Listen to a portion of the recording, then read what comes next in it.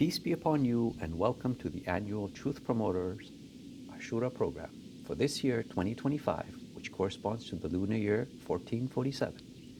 We welcome you to a program the likes of which we are sure you have never experienced before. A Muharram program with substance, with culture, with emotion, and entirely in English. Tonight is the 3rd of Muharram. We would like to start the program this evening with a recitation from the Quran in English. The verses being recited will be displayed on the screen during the recitation, but for the benefit of those who are listening, they are: number 1, Surah Al-Mulk, the chapter of the sovereignty, 67th chapter of the Quran, verse number 13. Number 2, Surah Qaf, the chapter of the letter Qaf, 50th chapter of the Quran, verse number 16. Number 3, Surah Al-Baqarah, the chapter of the cow, 2nd chapter of the Quran, verse number 166. Number 4, Surah Al-A'raf, the chapter of heights, 7th chapter of the Quran, verses 75.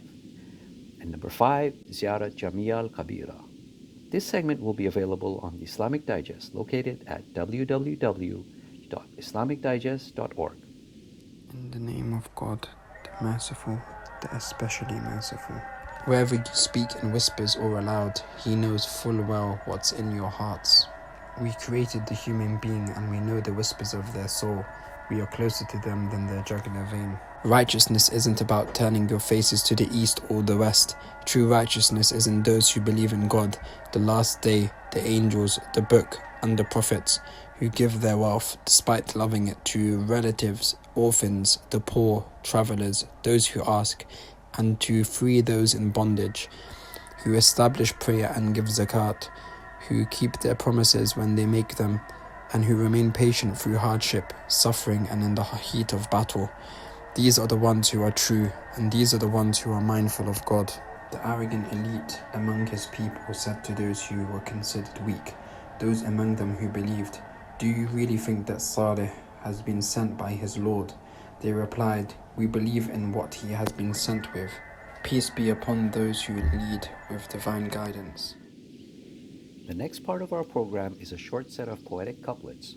These have been inspired by Quranic verses related to, number 1, the divine majesty of God; number 2, Ahl al-Bayt, or the holy household of the Prophet Muhammad; number 3, verses on clarification, also known as Tabyeen, the primary subject of our sessions this Muharram; number 4, a line from one of the various visitation prayers, also known as Ziyarat, to Imam Husayn and the Ahl al-Bayt. The verses that inspired the couplets for today are: number 1, Surah Al-Mulk, the chapter of the sovereignty, 67th chapter of the Quran, verse number 13. Number 2, Surah Qaf, the chapter of the letter Qaf, 50th chapter of the Quran, verse 16. Number 3, Surah Al-Baqarah, the chapter of the cow, 2nd chapter of the Quran, verse number 166. Number 4, Surah Al-A'raf, the chapter of heights, 7th chapter of the Quran, verse number 75. And number 5, Ziyarat Jamia al-Kabira. This segment will be available on the Islamic Digest, located at www.islamicdigest.org. In the name of the One who sees all secrets buried in silence. He is the knower of the unseen, who hears the unspoken cries of hearts. He revealed his truth through a family clothed in patience and fire. They bore the message with tongues restrained when wolves walk in turbans. Peace be upon the hearts that trembled, yet never turn away. Now we will have our main lecture for this evening. Our series this year is about Tabyeen, or the struggle for clarification. The subject for this, the 3rd session in this series, is the benefits and effects of clarification. This segment will be available on the Reflections, located at www.reflections313.com. Okay, so I think it's good we start with Surah Al-Fatiha. أعوذ بالله السميع العليم من الشيطان الرجيم بسم الله الرحمن الرحيم الحمد لله رب العالمين الرحمن الرحيم مالك يوم الدين إياك نعبد وإياك نستعين اهدنا الصراط المستقيم صراط الذين أنعمت عليهم غير المغضوب عليهم ولا الضالين صدق الله العلي العظيم.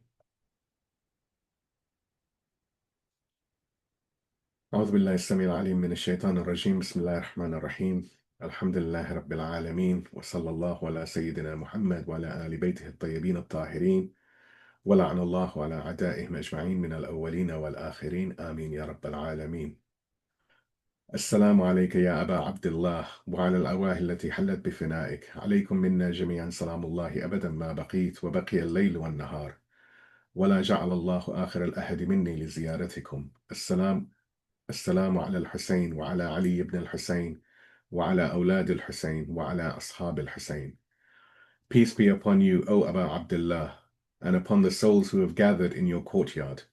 Upon you, from us all, is the peace of God forever, for as long as we remain and as long as night and day endure. And may God never make this our last pledge to visit you. Peace be upon Husayn and upon Ali, the son of Husayn, and upon the children of Husayn, and upon the companions of Husayn. Assalamu alaikum wa rahmatullahi wa barakatuh. So this is the third of our series of sessions for the nights of Ashura and Arba'een on the subject of Tabyeen or clarification. As with all of our other sessions, such as those on patience or the lantern of the path or the art of supplication, it is very strongly recommended that anyone consuming this, at the very least, review the previous parts prior to consuming this part. This is because of the nature of the discussion and the manner of discourse that really does require that each part build upon the one that came before. This is to avoid confusion, misunderstanding, and any invalid assumptions that can lead to what would be the antithesis of Tabyeen. Now, while we do have a recap for each session, the recap is, of course, highly summarized. And in order to get the full nuance, the full detail, the previous session would have to be consumed, studied, and reflected upon. Nevertheless, if I can get a salawat, then we can move on to the recap. اللهم صل على محمد اللهم صل على محمد وآل محمد وآل محمد وجل محمد. So, in our previous session, we delved deeper into the nature and urgency of Tabyeen, the sacred duty of clarification, as a paramount form of jihad in our present age. We reflected on how this struggle transcends mere physical confrontation, manifesting instead as an intellectual and spiritual battle against pervasive distortion, misinformation, and the deliberate inversion of truth. The session highlighted the concept of the soft war, a warfare not of bullets, but of narratives, where falsehoods are celebrated and justice is condemned, where oppressors are cast as victims and the innocent are labeled as terrorists. We saw how the global media and powerful regimes weaponize propaganda to sever societies from their moral compass, undermining their steadfastness and resilience. We examined historical precedents from the prophetic era through to the Caliphate of Imam Ali, revealing that this fight against sedition has always demanded clarity, insight, and courage to speak the truth in the face of confusion and internal turmoil. The lessons of Siffin remind us of how doubt and ambiguity amongst even the most knowledgeable can erode righteousness. The Quranic injunction to clarify and not conceal the truth remains a timeless mandate, one that binds scholars, thinkers, and every believer who holds knowledge and insight. This duty is not passive, but it is active. It calls for a strategic, collective effort to propagate clarity, to awaken conviction, and to resist the subtle poison of doubt. We explored the contemporary arena where ideological warfare, psychological infiltration, and digital distortion target especially the youth, aiming to alienate them from their faith and their identity, aiming to hollow out the core of Islamic civilization and to present submission as modernity. Yet we recalled the Quranic promise that even a small band of steadfast believers can overcome overwhelming odds. Finally, the session affirmed that Tabyeen is not merely defensive, but it is the very engine of revival. By illuminating the truth amid the fog of confusion, believers become part of a noble legacy. Those who invite to God, enjoin what is right, and forbid what is wrong. Silence and ambiguity are not neutral, but rather they are complicit. Therefore, every voice must rise to clarify with wisdom, with unity, and with unwavering purpose. Please give me a salawat and we'll move on to today's session, which talks about the benefits and effects of clarification. اللهم صل صل على على محمد وآل محمد محمد وعجل فرجه. So clarification is not a mere exchange of words. It is not simply that one speaks and the other listens. Rather, clarification must evolve into structured public discourse, a living, breathing culture of understanding that shapes the directions of a community. This transformation requires not only sincerity of intent, but also a commitment to reason, logic, and restraint. The language of discourse must be deliberate, must be articulate, must be free from exaggeration, and it must be capable of carrying both truth and wisdom with dignity. For ideas to influence a society meaningfully, they must first be understood and embraced by the people. A clarifying word must strike the heart before it can move the body. This means that truth must be spoken in a manner that is clear, courteous, and intellectually grounded. The objective is not simply to inform, but to instill conviction, to create a shared awareness that can mature into collective action. The process of clarification is not confined to the theoretical or the abstract. It is a vital instrument for cultivating societal will and long-term vision. When a society speaks of ideals such as justice and progress, these are not to remain as distant aspirations or mere political slogans. They must become lived realities, the very air that a people breathe. And this requires sustained repetition, intellectual willpower, and firm collective determination. For example, merely declaring a decade as one of justice and progress does not make it so. To convert such ideals into outcomes, clarification must become widespread, must become deliberate and programmatic. Progress is not born from declarations. It emerges from disciplined articulation, from public discourse, and the translation of abstract ideas into functional policy. It must be understood, it must be studied, it must be modeled, and only then can it be acted upon. This is where the responsibility of scholars, thinkers, and planners becomes paramount. It is they who must generate these theoretical frameworks, rooted in Islamic principles, that devise academic models that define what justice and progress look like in a lived societal context. When these models are clarified and codified, they may then be implemented across institutions and across society at large. Only through such methodical and illuminated clarification can a people feel, after decades, that they have truly advanced. In Quran, in Surah Yusuf, the chapter of Prophet Joseph, 12th chapter of Quran, verse 108, Allah subhanahu wa ta'ala, He says, "Say, this is my way. I invite to God with insight, I and those who follow me." And in Surah Az-Zukhruf, the chapter of the ornaments, 43rd chapter of the Quran, verse 44, Allah then says, "Indeed, it is a reminder for you and your people, and soon you will be questioned." Please give me a salawat and we proceed. اللهم صل صل على على محمد محمد وآل محمد وعجل فرجه. So now we look at clarification and the culture of mutual advice or nasiha.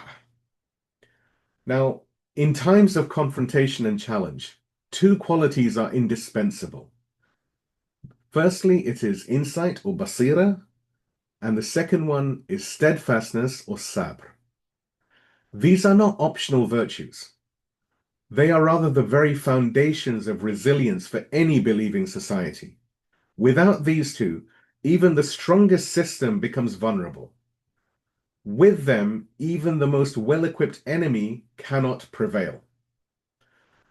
Amir al-Mu'mineen, Imam Ali, described this principle with timeless eloquence. And this is from Nahj Balagha, and like with all of the references herein, you can find the citations and details within the write-up. So Imam Ali, he says, "And none shall bear this standard except he who possesses insight, patience, and knowledge of the places of truth." The safeguarding of these qualities within a society depends in a large part on the continuity of mutual counsel, of sincere brotherly advice exchanged among the faithful. This is not a peripheral moral recommendation. Rather, it is a divine command rooted in the core of the Quranic worldview. In the Quran, in Surah Al-Asr, the chapter of time, 103rd chapter of the Quran, verses 1 through to 3, Allah says, by the passage of time, truly mankind is in a state of loss, except those who have faith, who do righteous deeds, and who enjoin each other to follow the truth, and enjoin each other to patience. This is the culture of nasiha, of sincere advice and mutual encouragement. This is not only a moral obligation, but a form of spiritual insurance. It prevents social fragmentation. It protects the collective morale, and sustains the willpower required to resist enemy influence and internal decline. When believers advise one another towards the truth and towards endurance, they act as guardians of the community's spiritual immune system. If this chain of counsel is broken, if mutual advising is abandoned, the consequences are grave. People begin to feel isolated, hope dissipates, the internal compass falters, aspirations weaken, and with them, the resolve to pursue great aims begins to fade. What was once achievable begins to appear impossible. Lofty goals are first postponed, then dismissed, and eventually forgotten. This is precisely why adversaries target the culture of advice and guidance. They seek to silence voices of conscience, to interrupt conversations of truth, to make sincere speech seem futile or even dangerous. In such an environment, disillusionment spreads, and the foundations of societal resolve begin to crack. Hence, the responsibility falls upon the thinkers, the scholars, and the truth speakers, and the truth promoters even, to preserve this sacred chain, to enjoin truth and patience, and to defend the faithful against despair. Please give me another salawat and we proceed. اللهم صل اللهم على صل على محمد محمد وآل محمد. فرجهم. So now let us look at the idea of operationalizing divine concepts, going from theory to reality.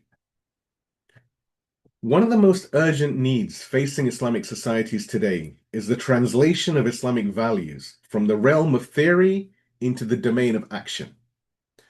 Islam is not a series of abstract ideas locked in books or confined to ritual practice.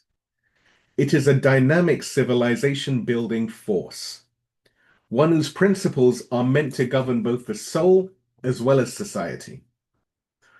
The Islamic worldview is rich with divine concepts: Tawheed, the unity, the oneness of God; Tawakkul, reliance on God; Taklif, duty; Ithar, self-sacrifice; Jihad, struggle; and Shahada, martyrdom, amongst others. These are not mere slogans or spiritual ornaments. These are blueprints for a dignified human life and a just society.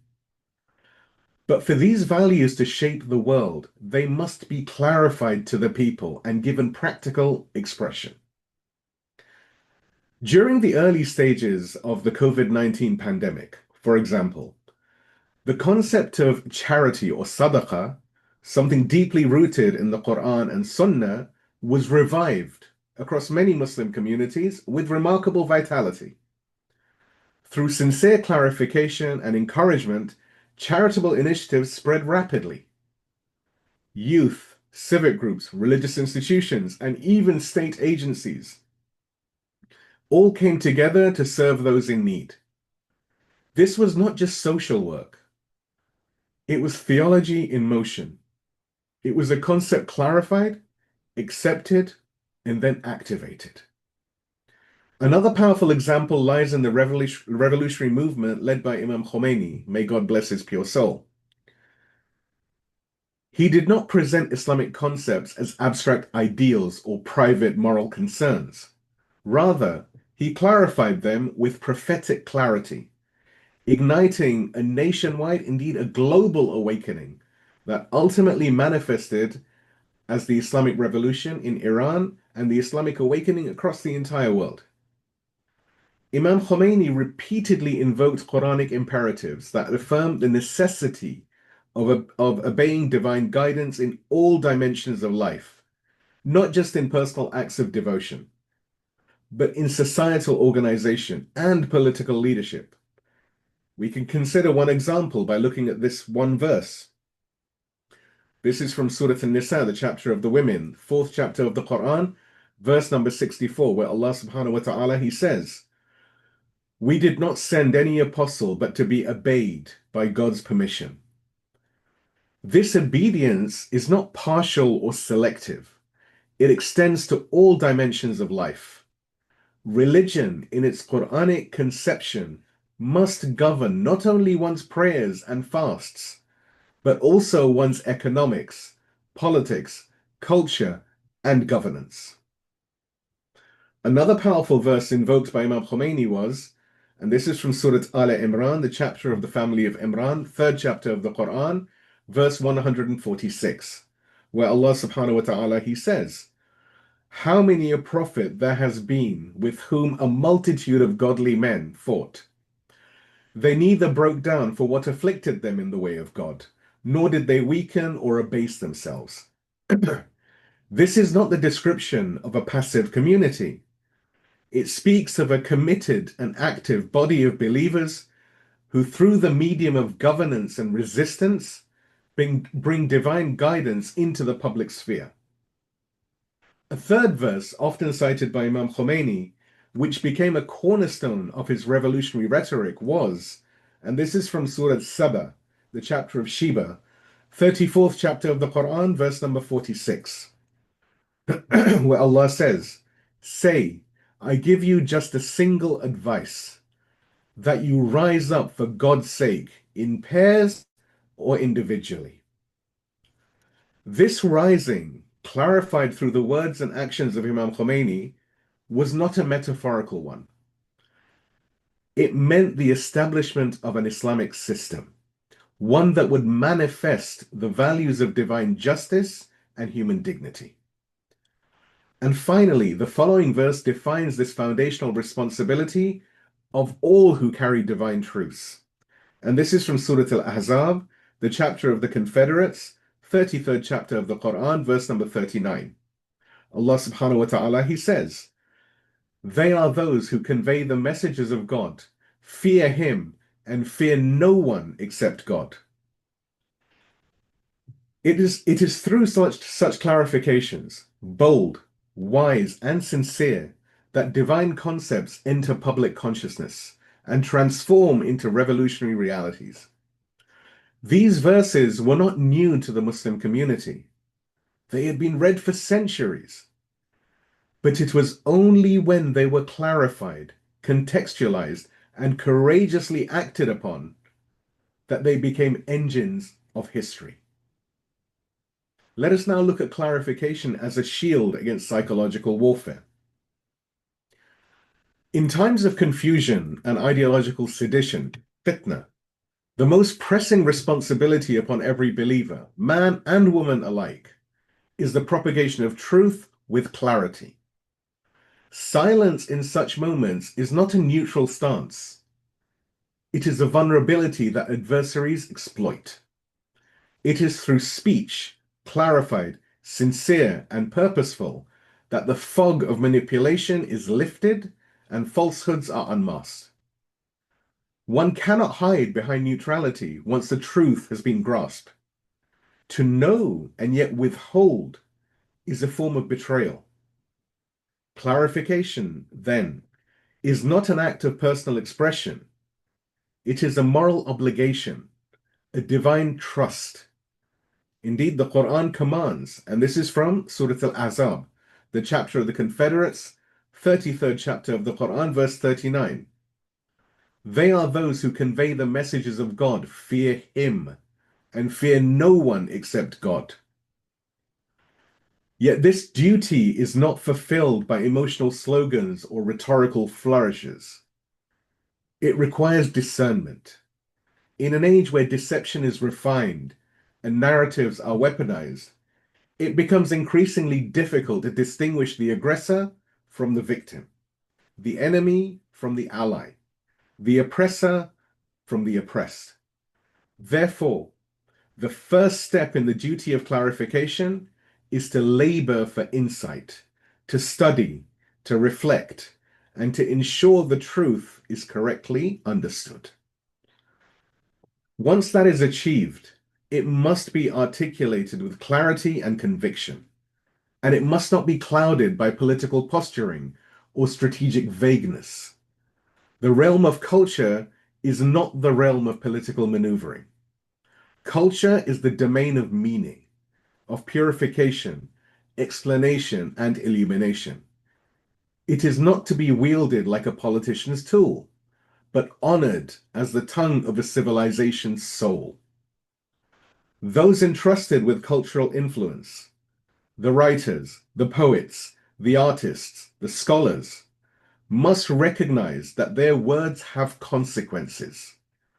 In the world of culture, their task is not to win points, but to untie knots.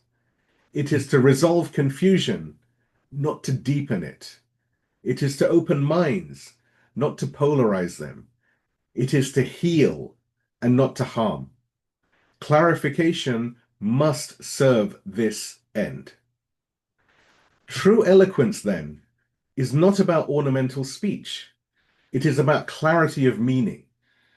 Just as, for example, we describe the poetry of someone like Hafiz as eloquent because it speaks directly to the heart with precision, so too must our clarifiers speak with weight and understanding. They must only say what they truly comprehend and strive constantly to deepen their understanding, for only then will their words bear the weight of truth. Please give me a salawat, and we then proceed to clarification and the protection of the people's will. اللهم صل على محمد وآل محمد وعجل فرجه. The schemes of the enemy are not distant abstractions. They are immediate threats, made possible not through their strength, but through our negligence. When we fail to clarify, to inform, to awaken, we create openings, we create attack vectors that hostile forces are very quick to exploit. Amir al-Mu'mineen, Ali ibn Abi Talib, Imam Ali, peace and blessings be upon him, warned with very sharp foresight. And this is, again, the references are in the write-up. This is actually from Ghurur al-Hikam. Imam Ali says, if he sleeps, the enemy does not sleep. If we look at the history of the Islamic Republic, we learn that it has taught us this lesson repeatedly. With the victory of the Islamic Revolution, global arrogance, led by the United States, recognized belatedly the depth of their miscalculation.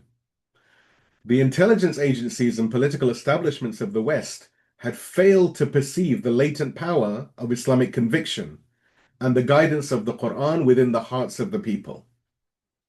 In their arrogance, they underestimated the Basiji spirit, the mobilization of faith, and the capacity of sincere leadership. In the 4 decades since that revolution, these adversaries have launched countless conspiracies, overt and covert, to reclaim their influence. Yet their efforts have repeatedly failed. And this is for 2 central reasons: the people's unyielding presence in the arena and the nation's commitment to Islamic principles. The first of these is rooted in trust. Trust in leadership, in divine promises, and in one another. The second is maintained through sincere and courageous clarification. When people are informed with truth, when they are reminded of their mission and their enemy, when the path ahead is illuminated with divine guidance, they rise. When a nation, when a society rises with faith and unity, there is no worldly power that can defeat it. The strength of a society, the strength of a nation, is measured not merely by its armaments or by its infrastructure, but by the clarity of its moral direction and the cohesion of its people. Whenever the hearts of the people aligned with the guidance of the righteous leadership, their will becomes unbreakable. Neither America nor any other so-called superpower could mislead or fracture such a people. This sacred alignment, however, must be continually safeguarded. The scholars, the poets, the writers, and intellectuals of the Ummah carry a weighty responsibility in this regard. They are not mere commentators. They are protectors of insight, and they are shepherds of awareness. If they fail to clarify, if they allow ambiguity, fear, or doubt to prevail, the people are left defenseless. Therefore, the mission of clarification is a form of protection. It guards the people's insight, it maintains their awareness, and it shields their collective will. In this way, the enemy's strategies are rendered somewhat powerless, and the nation and society remains rooted in divine strength. And while this might be, someone might think this is for just the Islamic Republic of Iran, this is not the case. This is for any Muslim community, no matter how big or how small, or in fact for any honorable community. Let us now look at the idea of clarification and solving real-world problems. Foreign powers and imperialists of all different styles have long interfered in the affairs of the Muslim community and in the affairs of the oppressed, intensifying crises and deepening divisions. These interventions are not passive, they are active strategies designed to sow confusion, to destabilize governance, and fracture the collective resolve of the people, of the believers. Yet history has shown that such schemes, no matter how sophisticated, can be overcome. The antidote to these manufactured tribulations lies in the conscious mobilization of the Muslim intellect and spirit, particularly through the act of clarification. When the scholars, thinkers, artists, and other cultural figures unite around truth, and when they understand the sensitivities of their time and they speak with courage, they can lift the burdens placed upon the Ummah, upon the community. This is not a theoretical hope. It is a proven method. The Quranic tradition affirms the power of truth when spoken with sincerity and conviction, and the prophetic model demonstrates how crises can be transfigured into opportunities when the Ummah acts with insight. But for this transformation to occur, clarification must be carried out correctly. It must be accurate, courageous, and oriented towards empowerment. The people must be reminded of their capacity, of their worth, and of their covenant with God. This clarification, when paired with reliance on divine strength and the latent potential within the Ummah, becomes the key to relief and renewal. Therefore, far from being a passive academic exercise, clarification is a strategic necessity. It is a force of resistance. It is a path of healing and a foundation for renewal. When wielded with wisdom, it can dismantle the schemes of the enemy, and it can rekindle the flame of collective hope. Please give me a salawat and we move on to the catastrophic consequences of silence. اللهم صل على محمد وعلى محمد وعجل فرجه. So in every age, the hearts and minds of the youth are battlegrounds in the greater struggle between truth and falsehood. Two forces in particular shape their outlook, one which is external and the other, tragically, internal. The first is the propaganda of the enemy. Sophisticated, relentless, and psychologically engineered to induce apathy, doubt, and estrangement from the sacred principles of Islam. It subtly chips away at conviction, desensitizes the soul, and casts the ideals of tawheed, servitude, and divine justice as being outdated or extreme. But there is a second force, and it is no less damaging. And that is the silence of those who ought to speak. The lack of clarification, the absence of a strong, confident, and rational defense of Islamic beliefs. And in many cases, this internal failure proves more harmful than the external assault. Why? Because in societies like, for example, the Islamic Republic, the means and structures for communicating divine truth exists. Yet if those responsible, scholars, teachers, cultural leaders, fall silent, or worse, fail to articulate truth with clarity and conviction, they leave a vacuum.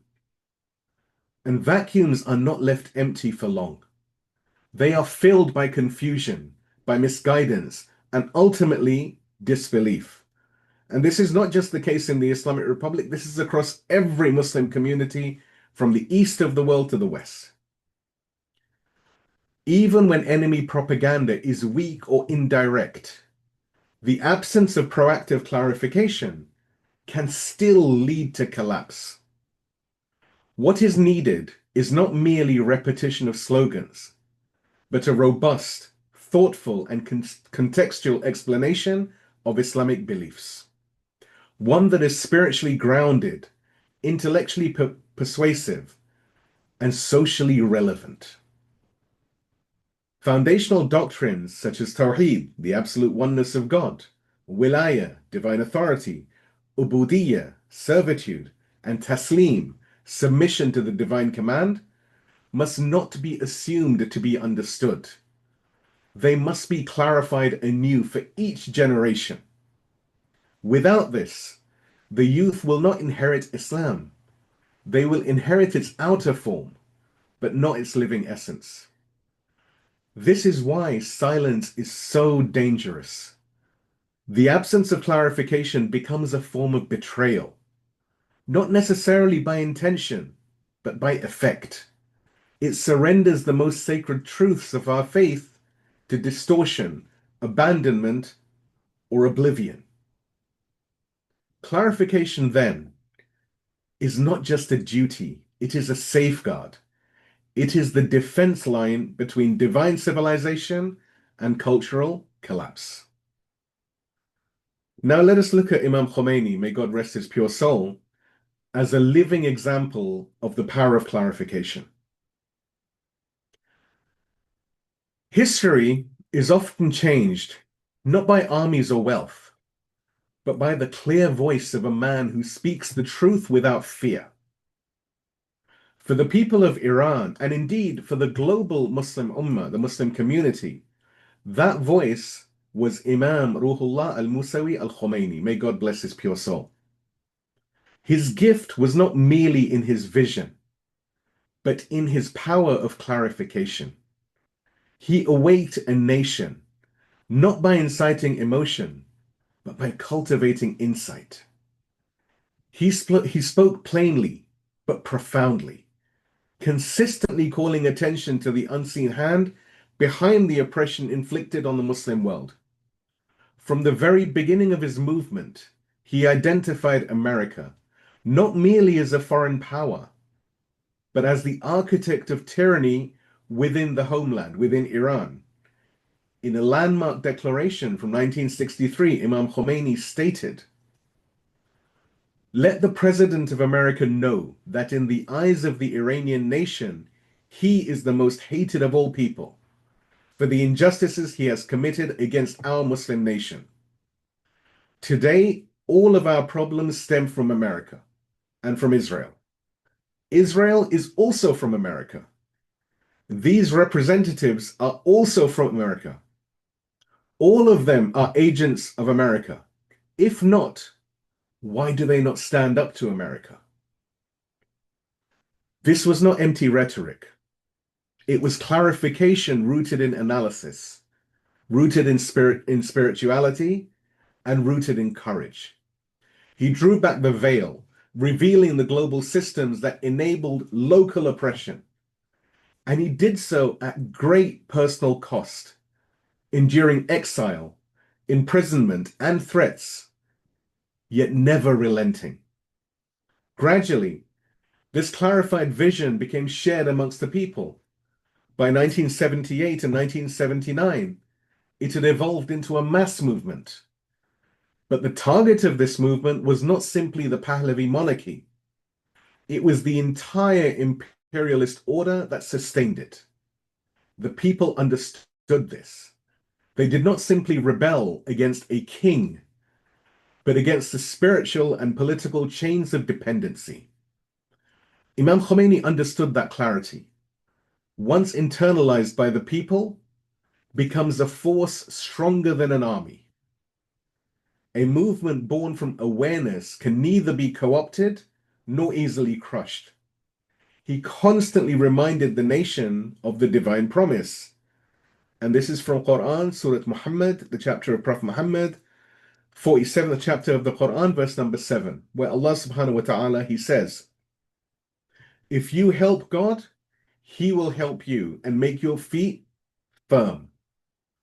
It was this conviction that allowed the nation to uproot a monarchy backed by the world's greatest superpower and to replace it with a system rooted in the Quran and the legacy of the Prophet and his purified household. Peace and blessings be upon him and them. Not a single tank or cannon could have achieved what truth clarified and awakened in the soul of the people. Clarification then was not an accessory to the revolution. It was its very engine. It did not merely explain the world, it changed it. Please give me a salawat and we'll look at the role of the seminary in revolutionary clarification. اللهم صل على محمد محمد محمد وعجل فرجه. While the contribution of university students to the Islamic Revolution was significant and commendable, it must be acknowledged that without the pivotal role of the Islamic seminaries, especially that of Qom, the revolution may never have become a comprehensive nationwide movement. The Hawza, which is what the Islamic seminary is called, the Hawza was not merely a participant. It was the intellectual and spiritual engine of the revolution. The difference lay in reach, structure, and sacred authority. Whereas universities had geographical limitations, the seminaries possessed a decentralized but highly effective network. Students came to Qom from towns and villages across the country, studied under senior scholars, and then returned to their communities, not only during academic breaks, but throughout the year. armed with knowledge, with conviction and clarity. These students did not merely relay abstract theories. Through pulpits, through religious gatherings, through local lectures, and through personal relationships, they transmitted the clarified vision of the revolution to the people in a language that resonated deeply. Let me say that again. These students did not merely relay abstract theories. Through pulpits, religious gatherings, local lectures, and personal relationships, they transmitted the clarified vision of the revolution to the people in a language that resonated deeply. They gave sermons not only in mosques, but also in marketplaces, in village squares, and in private homes. Wherever people could listen, they clarified. Central to this mechanism was the marja'iyya, the system of religious authority vested in the grand jurists. Imam Khomeini, as a leading marja', carried both scholarly authority and spiritual trust. His pronouncements were not seen as political commentary, but as binding ethical declarations. This sacred status, combined with his revolutionary message, allowed the seminaries to become the bridge between divine principle and public mobilization. To illustrate the depth of this relationship, a personal moment is recalled. This is a reflection shared by Imam Khamenei, may God protect him. In the early days of the revolution, at a gathering in the Masjid A'azam of Qom, he delivered a lecture in the presence of Imam Khomeini. In that speech, he referenced the following verse, and this is from Surah An-Nahl, the chapter of the bee, 16th chapter of the Quran, verses 68 to 69. Allah subhanahu wa ta'ala, he says, "And your Lord inspired the bee, saying, make your home in the mountains and in the trees and in the trellises that they erect. Then eat from every kind of fruit and follow meekly the ways of your Lord." He likened the seminarians to bees, drawn to the honey of Imam Khomeini's words, then dispersing throughout the land to pour the sweetness into the cups of the people. And where necessary, like bees, they stung, they resisted. It was the presence of the seminary in Qom and its widespread network of students that enabled the revolutionary message to penetrate even the most remote corners of the country. Imam Khomeini himself recognized this. He once narrated how news reached him in Paris that in a distant village in Khomein, an elderly scholar, local scholar, had led a demonstration. Upon hearing this, he remarked, "I am certain of the victory of this movement." It was not the slogans alone that moved him. It was who carried them. That unknown scholar from a forgotten village could articulate the same message as the centers of power confirmed, that the revolution had become internalized at every level of society. Without the seminary's clarifying voice, the revolution may have remained an elite protest, but with it, it became a people's uprising, rooted in divine legitimacy. So now let us look at cultural transmission, clarification, and youth engagement. Ideas alone do not change the world. It is when they flow into the hearts and minds of people, when they are clarified, internalized, and lived, that they begin to shape history. The Islamic revolution was not built upon sudden emotion or short-lived sentiment. It was the fruit of decades of cultural transmission, in which clarified truths were steadily passed from scholars to students and from pulpits to the people. This is the sacred dynamic of cultural leadership. When sincere ideas are delivered with clarity and conviction, they settle deeply into the consciousness of the people and bear fruit across generations. And among the most responsive recipients of this transmission have always been the youth. Even before the revolution, there were scholars who focused intently on building intellectual bridges with students. Imam Khamenei, in recalling that era, recounts how his engagement with young people, particularly those in secondary schools and universities, became a platform for transmitting clarified Islamic concepts. In a city in Mashhad, he held evening gatherings between Maghrib and Isha in a local mosque. With nothing more than a chalkboard and 30 minutes, he would teach. The majority of the audience were youth, alert, inquisitive, and eager for the truth. One night, Shaheed Dr. Muhammad Jawad Bahonar, a scholar, a teacher, and a future martyr, visited from Tehran, and he joined the gathering. Seeing the vitality of the youth and the atmosphere of serious reflection, he was astonished. Despite his own deep familiarity with university environments, he remarked that he had never seen so many students assembled in one mosque for the purpose of learning from a religious scholar. The number? Merely 200. But the sincerity and focus of these 200 eclipsed the grandeur of institutions. Now, this moment truly speaks volumes. True cultural work is not measured in scale, but in sincerity. When even a small number of young people gather to learn, to question, and to be clarified, the impact can ripple through an entire society. It is in such intimate spaces, not television studios or state ceremonies, that revolutions are born. This is why scholars and intellectuals must never underestimate their influence, nor should they delay clarification until platforms are perfect. One room, one gathering, one clear voice, one Zoom call. That's all it takes to light a fire in the heart of the youth.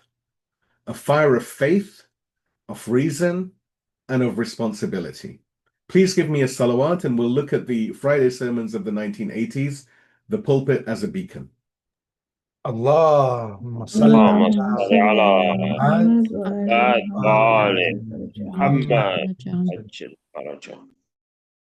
So in the most fragile and threatening moments of a nation's journey, when the pillars of stability seem to tremble and the enemy strikes with cunning and cruelty, it is often the pulpit that stands tall as a beacon of light. Such was the role of the Friday prayer during the early years of the Islamic Revolution, particularly in 1981, a year that is etched into the national memory with the blood of martyrs. That year witnessed heinous crimes perpetrated by internal enemies, namely the MKO, the MEK terrorist organization, which culminated in the martyrdom of some of the most senior figures of the Islamic Republic.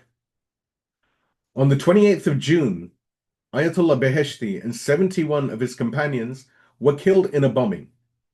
Barely 2 months later, on the 30th of August, President Muhammad Ali Rajai and Prime Minister Muhammad Jawad Bahonar were also martyred in a very similar attack. During those turbulent days, as fear and grief gripped the nation, the pulpit of Tehran's Friday prayer assumed a colossal responsibility. It was no longer a routine sermon. It became a strategic channel for truth, comfort, and national direction. Each week from that pulpit, light radiated to the entire country. Realities were clarified. The people were reminded of their cause, their enemy, and their responsibilities. It was from there that confusion was dispelled and sedition was confronted. The Friday prayer became more than a spiritual ritual. It became the heart of ideological resistance. This is the power of a free pulpit, one that is unchained by political opportunism or by worldly interest. When it speaks truthfully, it becomes the platform of the prophets. It restores calm to a wounded people. It transforms tragedy into determination. and it ensures that the blood of martyrs is not spilt in vain. In every era, the pulpit remains an entrusted trust, an amana. Those who ascend it must not merely preach, they must clarify. They must connect the divine message with the struggles of the time. They must awaken the hearts, they must defend the truth, and they must prepare the people for what lies ahead. It is in this way, through mosques, through pulpits, through pens and gatherings, that the jihad of clarification becomes a living reality, safeguarding both faith and future. Please give me a loud salawat and we start looking at the exemplars of clarification. اللهم اللهم صل صل على على محمد محمد وآل محمد محمد. So from the very beginning, the divine mission of the prophets, peace be upon them, was not merely to convey isolated commands. Rather, it was to awaken within mankind the innate capacity for the recognition of truth and to illuminate the path of God through uncompromising clarification. In Nahj Balagha, the commander of the faithful, peace and blessings be upon him, describes the arrival of the prophets in truly profound terms. Then God sent his messengers and a succession of his prophets to them, to make them fulfill the pledge of their primordial nature, to remind them of the forgotten bounties of God, to complete the proof against them through preaching, to stir for them the buried treasures of intellect, and to show them the signs of God's omnipotence. The mission of the messengers, peace and blessings be upon them, was to awaken mankind from its heedlessness. They were sent not only to deliver legislation, but to uncover that which lies buried within the soul, within the fitra, the primordial nature, the treasures of reason, and the instinctive recognition of divine justice. Humanity had fallen into forgetfulness concerning the very blessings that uphold existence, life, consciousness, health, reason, and the moral capacity to distinguish between falsehood and truth. The messengers, peace be upon them, reminded humanity of these blessings and clarified that submission to God alone is the path to a life of dignity and freedom. They completed the argument of God upon humanity, ensuring that no one could claim ignorance of the truth. But the divine argument was not completed merely through words. It was through clarification, through Tabyeen, through making realities visible, accessible, and undeniable, even when falsehood was adorned in the guise of righteousness. The enemies of the prophets thrived on ignorance and ambiguity. They manipulated truth through deceit, through hypocrisy, and through concealment. The prophets came to shatter these veils, to illuminate realities, even when it threatened the throne of tyrants.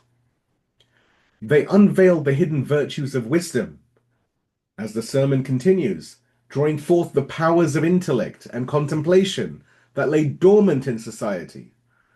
They taught people to think, to reflect, and to ask, what is justice? Who has the right to lead?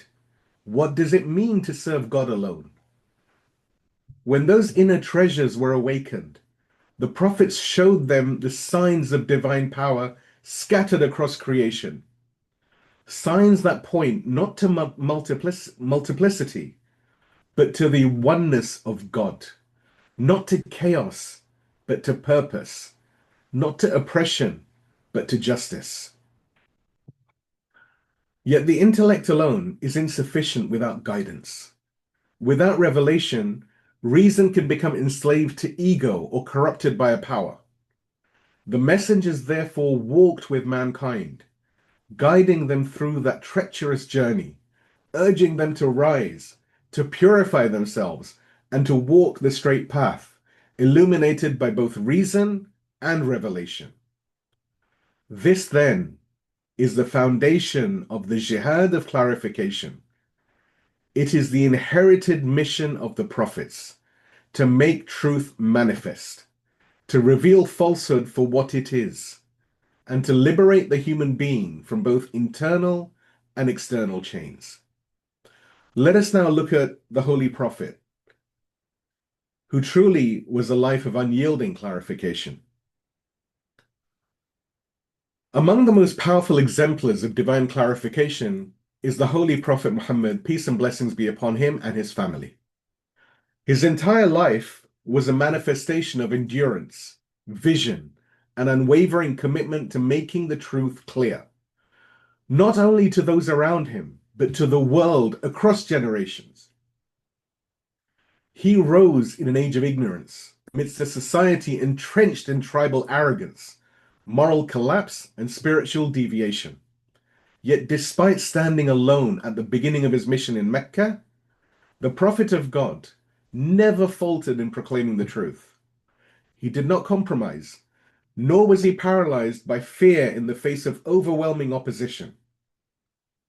Whether confronting the Quraysh, the powerful elites of Arabia, or addressing a people unmoved by his knowledge and sincerity, the Prophet continued to speak the truth, to repeat it, to clarify it, and to make it manifest.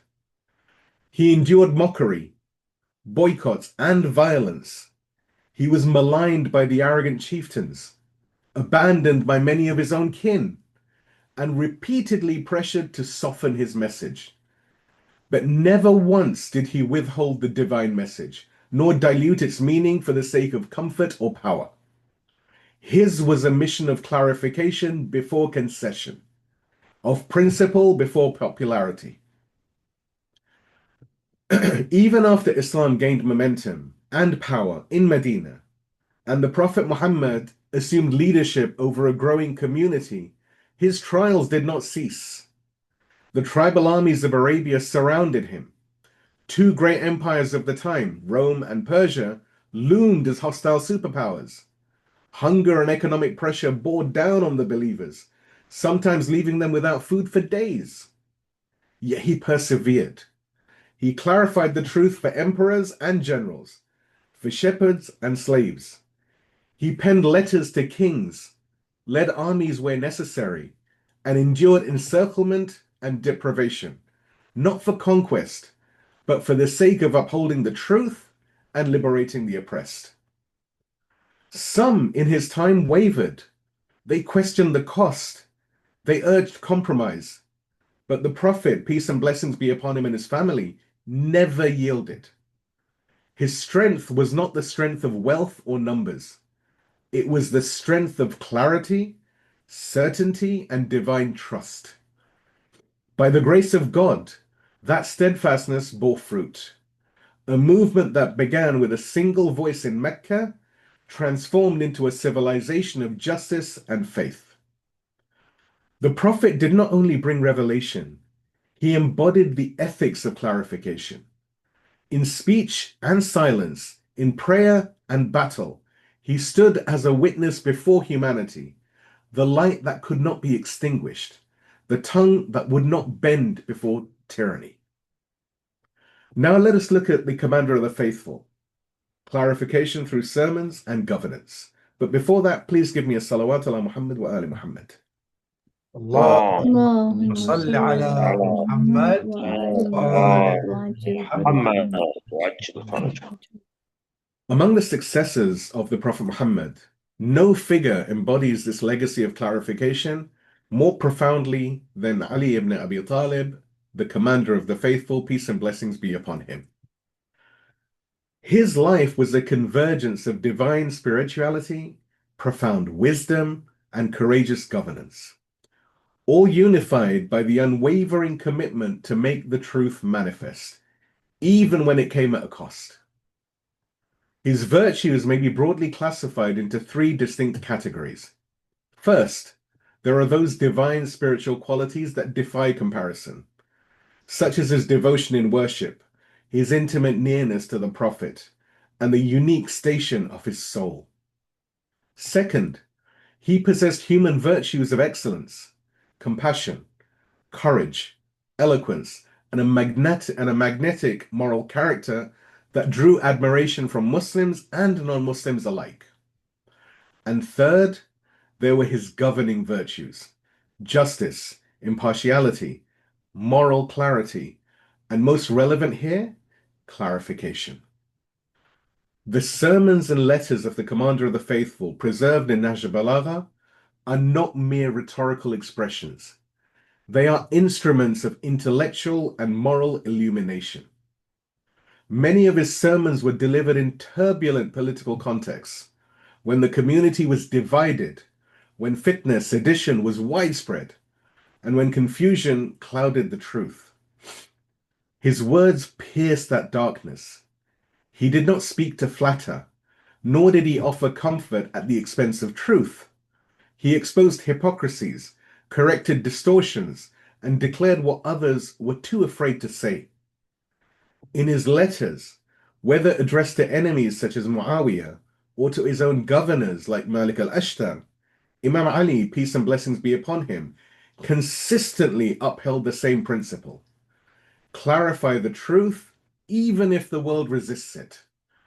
His epistles to errant subordinates were not merely administrative corrections. They were ethical reminders infused with theological depth and prophetic foresight. Indeed, clarification was not only a verbal act for the Imam, rather it was the axis of his imamate. His caliphate was defined not by political maneuvering, but by a sacred duty to preserve the truth of Islam as it had been revealed.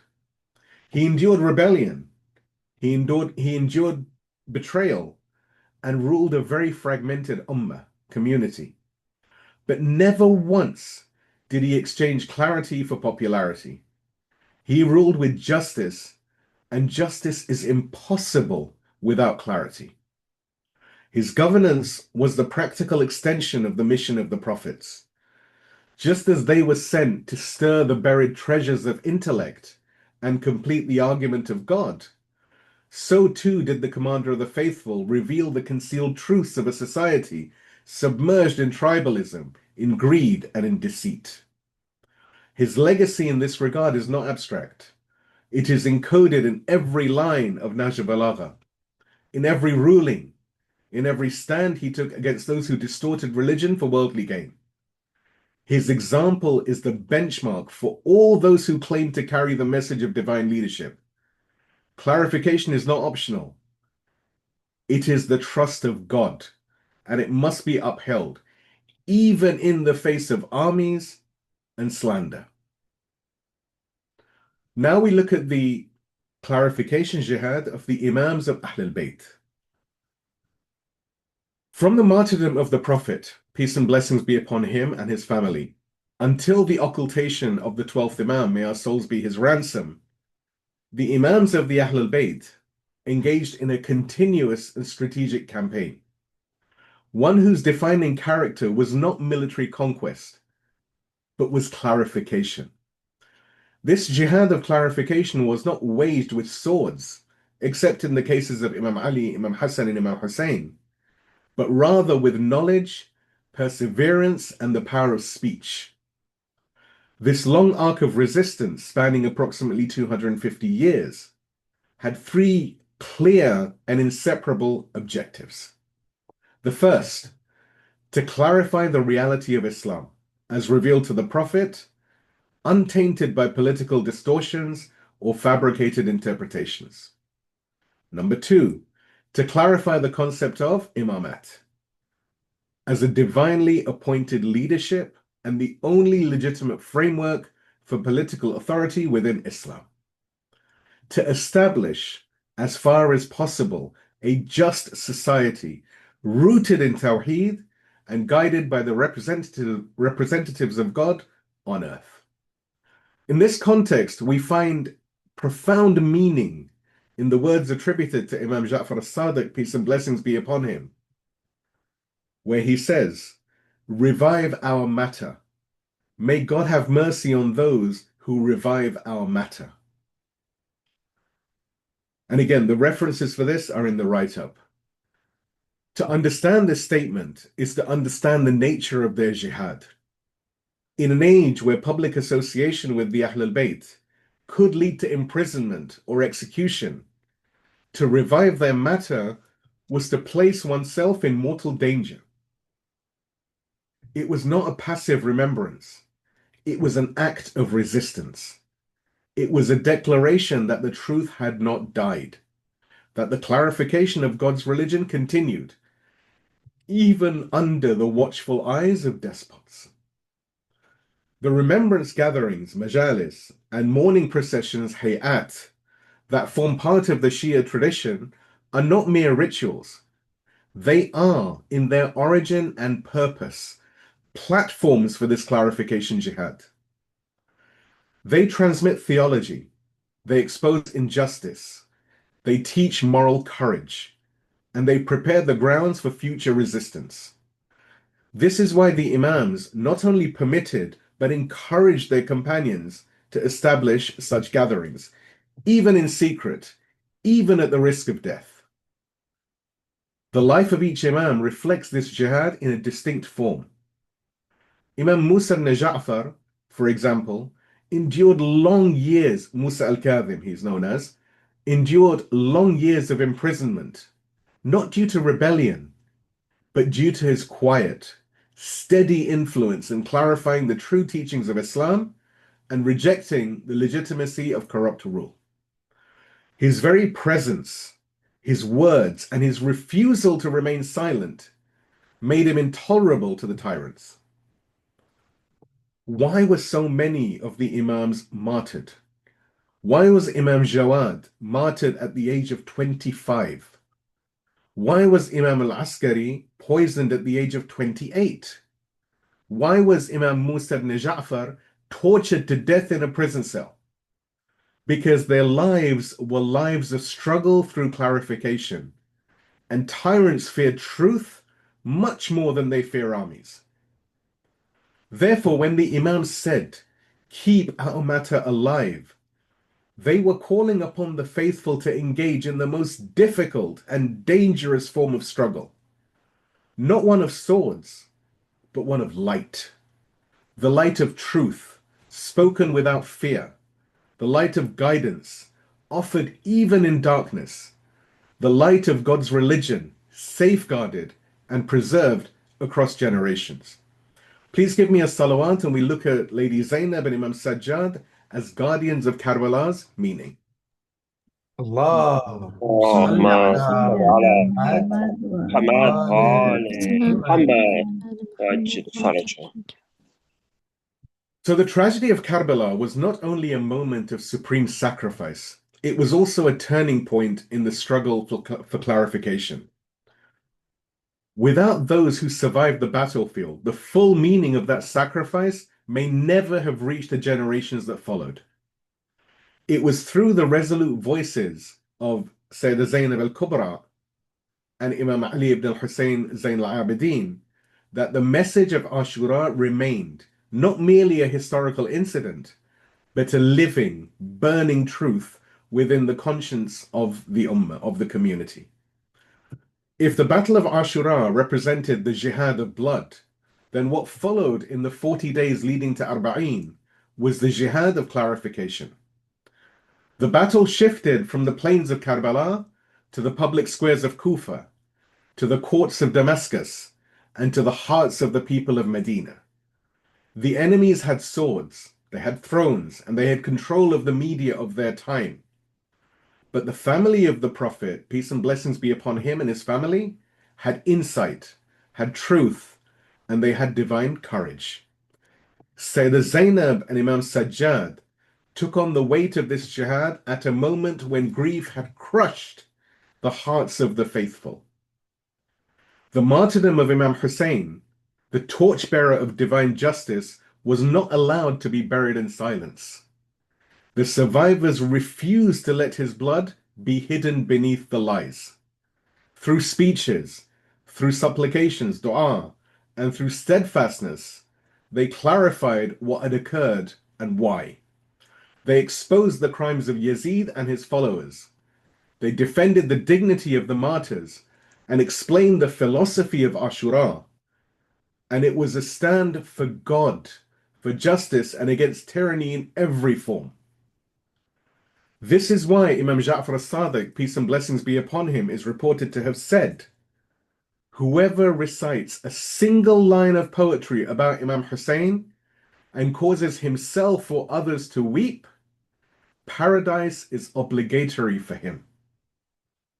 Why such emphasis?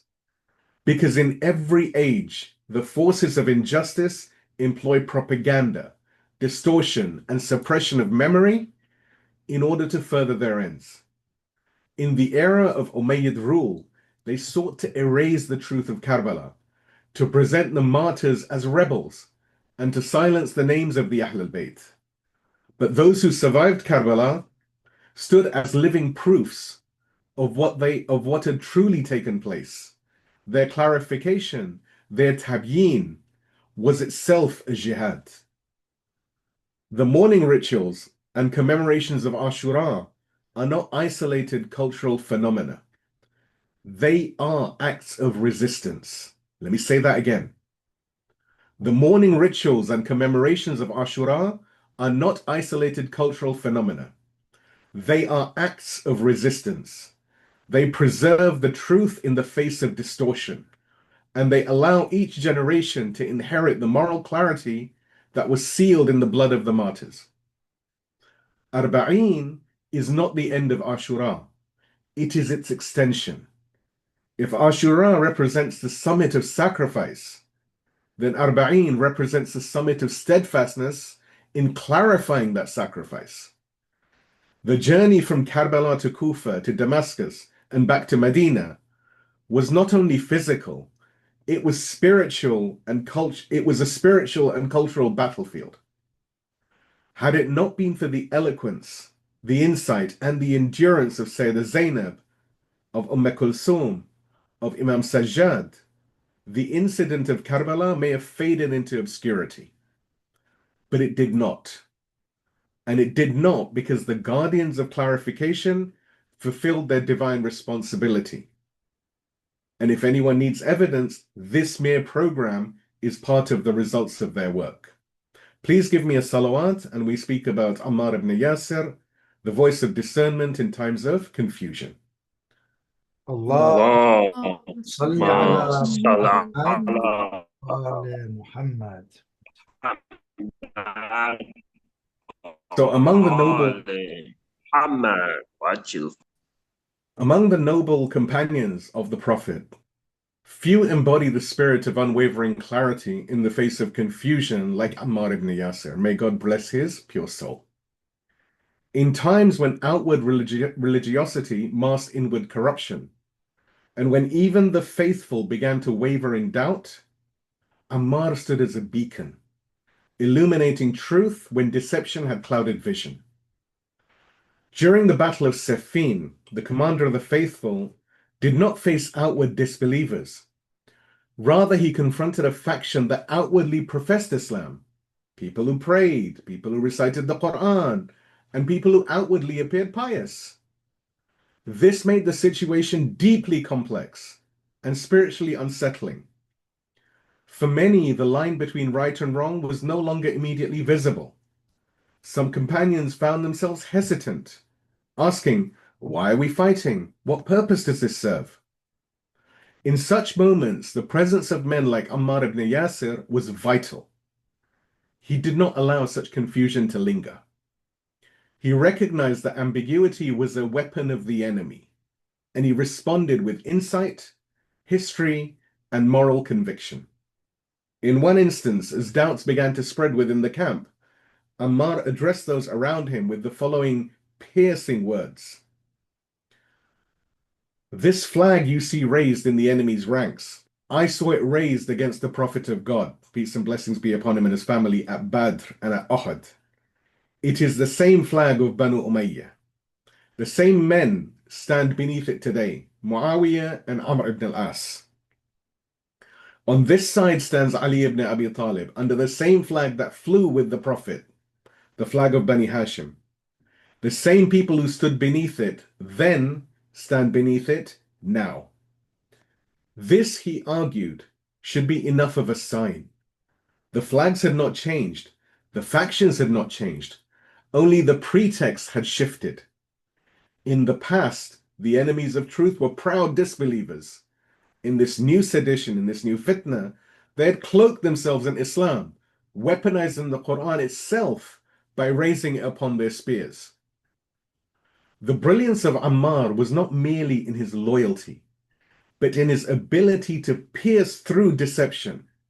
He saw what others could not or would not see.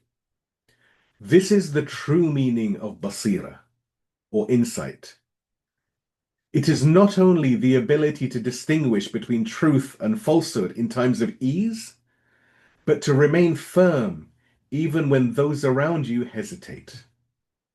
Imam Ja'far as-Sadiq once said, "Had the commander of the faithful not fought those who prayed towards the Qibla, we would not have known who truly loved him and who opposed him." Ammar's greatness lies in the fact that he never hesitated. His tongue was a sword that struck down doubt wherever it arose, whether at Jamal or Siffin, whether at the dawn of the Khilafat or in its final battles. Ammar remained unshakable, a divine argument for all who sought clarity. There were others who shared his early companionship with the Prophet, men who had also suffered for Islam. But unlike Ammar, they failed to recognize the moment of responsibility. And in doing so, they became examples of spiritual regression. One such figure was Rabi ibn Quthaym. Once thought, close to righteous circles, he could not bring himself to join Imam Ali against the tyranny of Muawiyah. When questioned, he excused himself, seeking to avoid the confrontation. In contrast, Ammar understood that neutrality in the face of injustice is complicity. He knew that to abandon Imam Ali was to abandon the divine path. Therefore, in every generation, the likes of Ammar are needed. Not just warriors, but clarifiers. Those who remove doubt, restore confidence, and declare truth when it is most dangerous to do so. This is why we remember Ammar, and why his path remains the straight path. Let us now look at the duty of scholars to defend divine governance. One of the most vital lessons to emerge from the legacy of clarification is the non-negotiable duty of scholars to defend a system grounded in divine authority.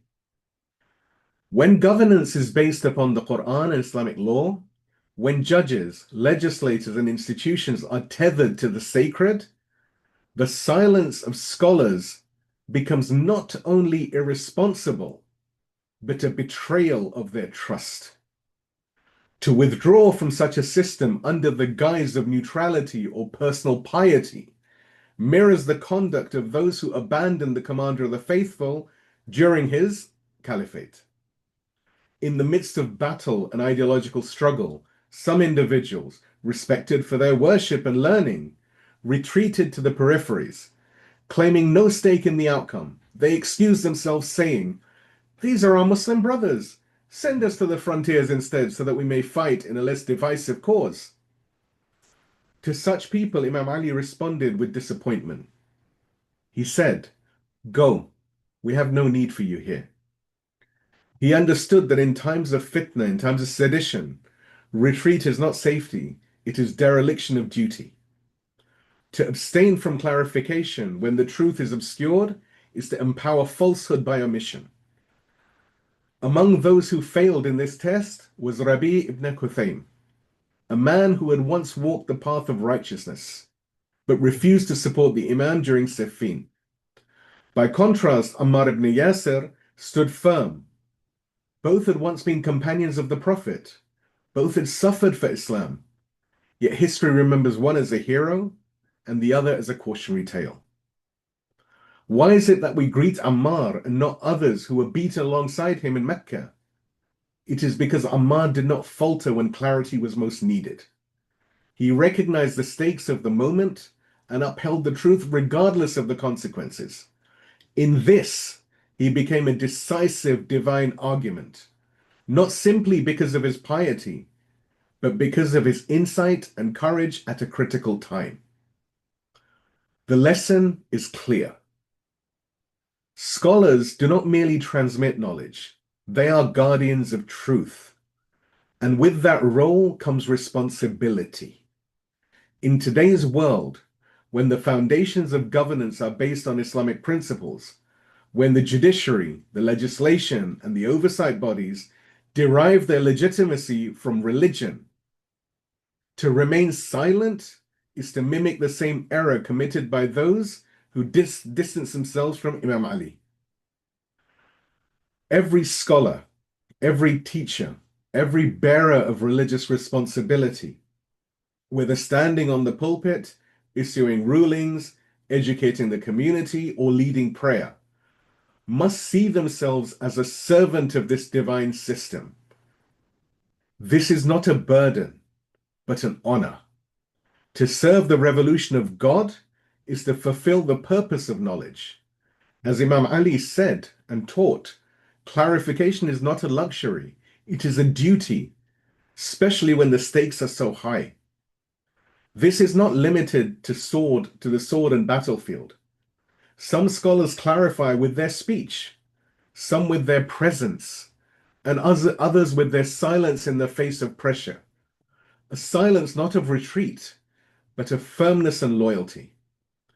To serve the Islamic system, to protect it from distortion, and to clarify its divine legitimacy is a source of dignity. It is a trust. And it is a chance that many before us could only dream of having. Please give me a loud salawat and we look at the modern exemplars of clarification. اللهم صل صل على على محمد وآل محمد محمد وآل وعجل فرجهم. محمد وعجل. So first, let us look at Imam Khomeini, the revolutionary clarifier. In every era, the burden of clarification finds its inheritors, those who rise not for power or popularity, but for truth, even when it costs them everything. In the modern age, few individuals exemplify this divine responsibility more fully than Imam Khomeini. His legacy lies not merely in his political leadership, but in the clarity of vision, firmness of faith, and the ability to speak the truth when others remain silent. What distinguished Imam Khomeini from other reformers in Islamic history was not only his knowledge, but his presence in the battlefield. He did not theorize from afar. He entered the arena, stood beside the people, and exposed the tyranny of the powerful with fearless transparency. He clarified the principles of Islam in the language of the people, turned passive listeners into active believers, and guiding a fractured society towards purpose and conviction. Where others faltered before the might of empires, Imam Khomeini stood firm, not with arms, but with God consciousness and ideological clarity. He confronted both external colonial arrogance and internal deviation, and he did so with the weapon that has always outlived all others, truth, articulated boldly and without ambiguity. His leadership did not end with the fall of a dynasty. He infused into the people a new spirit of resistance, one rooted in the legacy of Karbala and the mission of the prophets. The Islamic movement he led was not confined to national borders. It was a universal call to the oppressed, a call to revive Islam and liberate the Muslim world from intellectual, political, and spiritual bondage. This, then, is why his name endures. Imam Khomeini is not merely a political figure. He is a modern exemplar of the jihad of clarification, one who reawakened the divine argument in an age clouded by compromise and materialism. The second one we will look at is Ayatollah Shahid Madani, the scholar of light and connection. Among the martyrs of the Islamic movement, Ayatollah Shahid Madani stands as a shining exemplar of what it means to be a scholar who clarifies, one whose intellect was weighty, whose tongue was eloquent, and whose heart radiated sincerity. He was not a man of mere rhetoric or academic aloofness. He was a scholar who lived with the people, spoke to their hearts, and carried the trust of clarification wherever he went. Firstly, he was a man of formidable knowledge, a jurist, a thinker, a man of deep spiritual insight. But his greatness was not confined to his learning. What made him exceptional was his ability to convey that knowledge across all levels of society, from intellectuals and seminarians to the youth and the lay people. It is said in our narrations, an eloquent scholar who acts upon his knowledge. Shaheed Madani was the embodiment of this hadith. His eloquence was not theatrical, it was sincere, and it flowed from a heart illuminated by divine purpose. When he stood before youth, they felt he was their elder brother or father. When he sat amongst scholars, he inspired respect without distance. His spiritual and intellectual aura did not create barriers, rather it created bridges. There are many examples of his luminous influence. In one instance, during the early days of the war, the 8-year war, the imposed war of Iraq on Iran, he traveled to Suzangard, which is a town liberated in a fragile moment of victory. Despite the danger, he insisted on accompanying a group to the region. When others spoke, he remained attentive. But when his turn came, he rose, speaking not in Persian, but in the local dialect of Arabic, capturing the hearts of the men and women around him. His words delivered in their tongue drew the people toward him with warmth, respect, and spiritual enthusiasm. On another occasion, during a national seminar in Qom for all the Friday prayer leaders, both Sunni and Shia, Ayatollah Madani stood to address the gathering. As he spoke, tears poured down his cheeks, soaking his beard as water streams from a fountain. One could not help but remember the narrations about the Prophet, peace and blessings be upon him and his family, whose tears would flow in supplication like water from a spout. He transformed the mood of the entire assembly, not through clever arguments or political slogans, but through the purity of his soul, which carried the weight of truth with humility.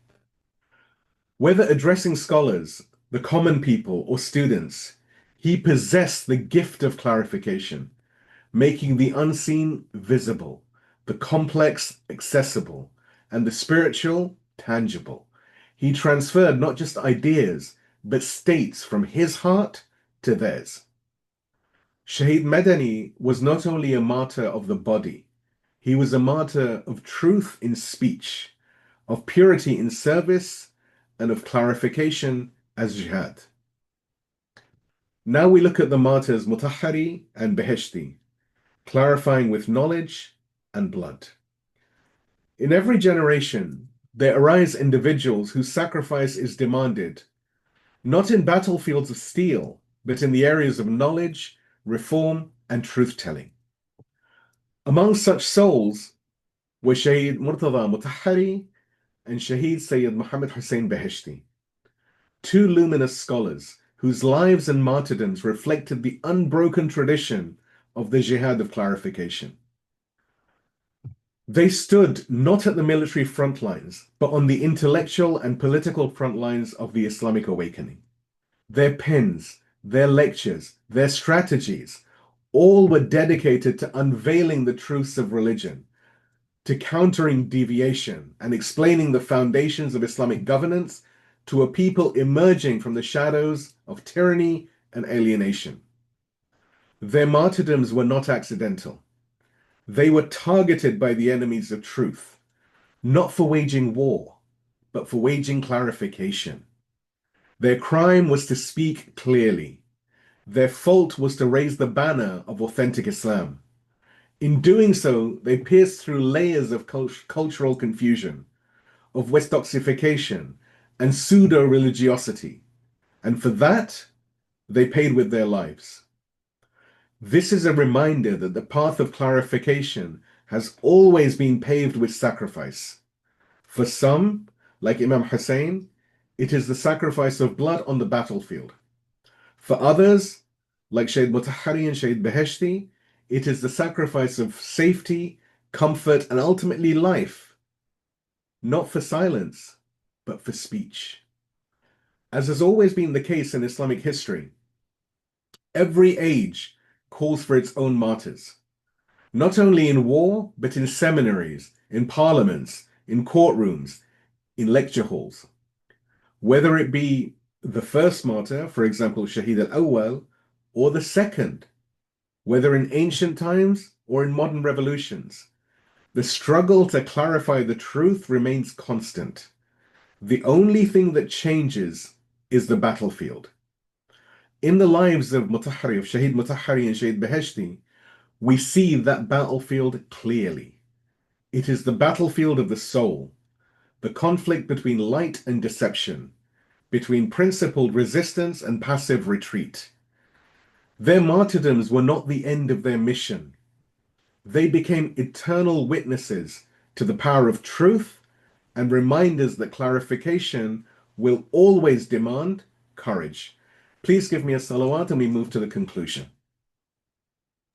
اللهم صل على محمد وآل محمد. So clarification as a living trust and civilizational duty. Clarification, Tabyeen, is not merely a response to confusion. It is a trust, an amana, placed upon the shoulders of those who inherit the truth. It is the lifeblood of Islamic civilization, the means by which values are preserved, hopes are restored, and history is steered in the direction of justice. In this session, we have explored how clarification becomes public discourse, a shield against psychological warfare, a vehicle for operationalizing divine concepts, and a safeguard for the hearts and hopes of the people. We have seen how silence can be complicity, and how truth must be not only believed, but boldly articulated, and how scholars, poets, and thinkers form the cultural immune system of a believing society. We have also seen how clarification was not invented in our age. It was inherited. It was the mission of the prophets, as described by the commander of the faithful in Balagha, to awaken intellects, unveil divine signs, and complete the argument of God. It was the path of the messenger of God, who stood firm against ignorance and empire alike. It was the duty of the Imams, who clarified truth under persecution, under imprisonment, and under martyrdom. It was the legacy of Sayyidah Zainab and Imam Sajjad, who carried the meaning of Karbala from battlefield to court, from grief to remembrance, and from remembrance to revolution. It was embodied in Ammar ibn Yasir, whose voice cut through the fog of religious hypocrisy with the sharpness of certainty, and in the scholars and martyrs who, in every age, refused to retreat when the truth was obscured. From the luminous soul of Shahid Madani, who spoke with the language of the people and wept with the sincerity of the prophets, to the intellectual clarity and ultimate sacrifice of Shahid Mutahari and Shahid Beheshti, who taught that blood spilt for truth becomes ink for the future. Indeed, we have witnessed how clarification built a revolution, how it gave shape to the ideas of Tawheed, monotheism, Wilaya, guardianship, Ubudiyya, servitude, and Jihad, struggle, in the streets and souls of a people. From Imam Khomeini's relentless articulation of divine values to the seminaries of Qom that carried the message into villages and cities, and to the youth who gathered in mosques, hungering not for entertainment, but for meaning. The history of the Islamic awakening is the history of clarification. In the darkest hours, such as the martyrdoms of 1981, it was the pulpit that carried the burden of light, transmitting truth to a wounded but vigilant nation. These are not footnotes of history, they are maps for the future. But such a duty is not reserved for a select few. As we have seen, every believing man and woman, is entrusted with Tabyeen, with clarification, whether through word, action, scholarship, or presence. The obligation to clarify is universal. The world today, no less than yesterday, is enveloped in veils of distortion. And those veils can only be torn down by those who speak with insight, with patience, and devotion to God. As we turn now to the next phase of our discussion, we explore the requirements of clarification, the moral, intellectual, and spiritual conditions without which Tabyeen becomes hollow and guidance becomes lost. Let us continue then with reverence, resolve, and readiness, for the path ahead is not one of mere commentary, but of responsibility. Please give me a salawat and we move to the supplication eulogy. اللهم صل صل على على محمد محمد الفاتح. So tonight's supplication eulogy is titled The One Who Returned. In his name, the Lord of the martyrs and the truthful. O God, send your blessings upon Muhammad and the family of Muhammad. O the one who opens the doors of return. O the one who forgives before the hand is raised. O the one who knows the trembling of the guilty heart. Tonight we remember the one who came back. The one who stood between light and shadow. The one whose limbs obeyed Yazid, but whose heart was burning for the son of Fatima. O Hurr, what storm raged inside your soul that morning when you saw the tents of Husayn pitched? When your own army sharpened its blades, you asked, am I to choose between hell and paradise? By God, I will never choose the fire. O my Lord, how beautiful is the soul that turns back. He turned not with pride, but with chains of regret. He came not with the gait of a warrior, but with the brokenness of a beggar. He came weeping, head lowered, sword sheathed, saying, O son of the messenger of God, will you forgive me? Will you accept me? Though I was the first to block your path, let me now be the first to fall in your defense. And what did Husayn say? Raise your head, Hurr. I have forgiven you. O God, how many of us are like Hurr? Delayed in our obedience, late in our loyalty, torn between tyrant and truth. How many of us wake each morning on the wrong side of the battlefield? Let this night be our turning. Let this be our Karbala. Let us leave behind the tents of falsehood and walk, even trembling, to the shadow of Husayn. O son of Hassan, you who wait for the moment to cry, Ya Litharat al-Husayn, O avengers of Husayn, do not look for us in the ranks of comfort. Do not find us among the men of the world. Call us and we will come. Though our shame burdens us, though our past condemns us, let us be of those who return. Let us be Hurr. Let us be Hurr. Let us be free. وآخر الدعوان أن الحمد لله رب العالمين والسلام عليكم ورحمة الله وبركاته. We now move to the eulogy or Maqtal segment of our program, where we remember the epic of Ashura and the stand of Imam Husayn as well as his family and companions. A Maqtal is essentially a eulogy or remembering of the epic of Ashura, so as to learn from it, but also to develop an emotional connection to Imam Husayn. This is also designed to educate us and to embed the message of Imam Husayn into our hearts. Mourning and weeping is normal during the Maqtal, and indeed it is something blessed, for when a person listens to and reflects on the tragedy that befell, not just Imam Husayn, but rather that befell Islam a mere 50 years after the passing of the Prophet Muhammad, peace and blessings be upon him and his family, truly it is heartbreaking. The Maqtal this evening will be the martyrdom of Hurr ibn Yazid ar-Riyahi. The segment will be available on The Martyr, located at www.themartyr.net. أعوذ بالله من الشيطان اللعين الرجيم بسم الله الرحمن الرحيم الحمد لله رب العالمين الرحمن الرحيم مالك يوم الدين الحمد لله رب العالمين Sallallahu ala Sayyidina Muhammad wa ala ahli baytihi at-tayyibin at-tahirin al-ma'sumin. Allahumma salli ala Muhammad wa ali Muhammad wa ajil farajah. Imam Husayn alayhi salam had spent nearly 4 months in Mecca. It was now the season of Hajj, and pilgrims began arriving in droves. During that period, he had received many messages of support, especially from the people of Kufa. He had received a letter from Muslim ibn Aqil alayhi salam about the favorable conditions in Kufa and the support for his movement, and was fully prepared to move towards Iraq. However, the news of the change of conditions in Kufa following the crackdown by Ubaydullah ibn Ziyad and the subsequent martyrdom of Muslim, along with Hani ibn Urwa, had still not reached him.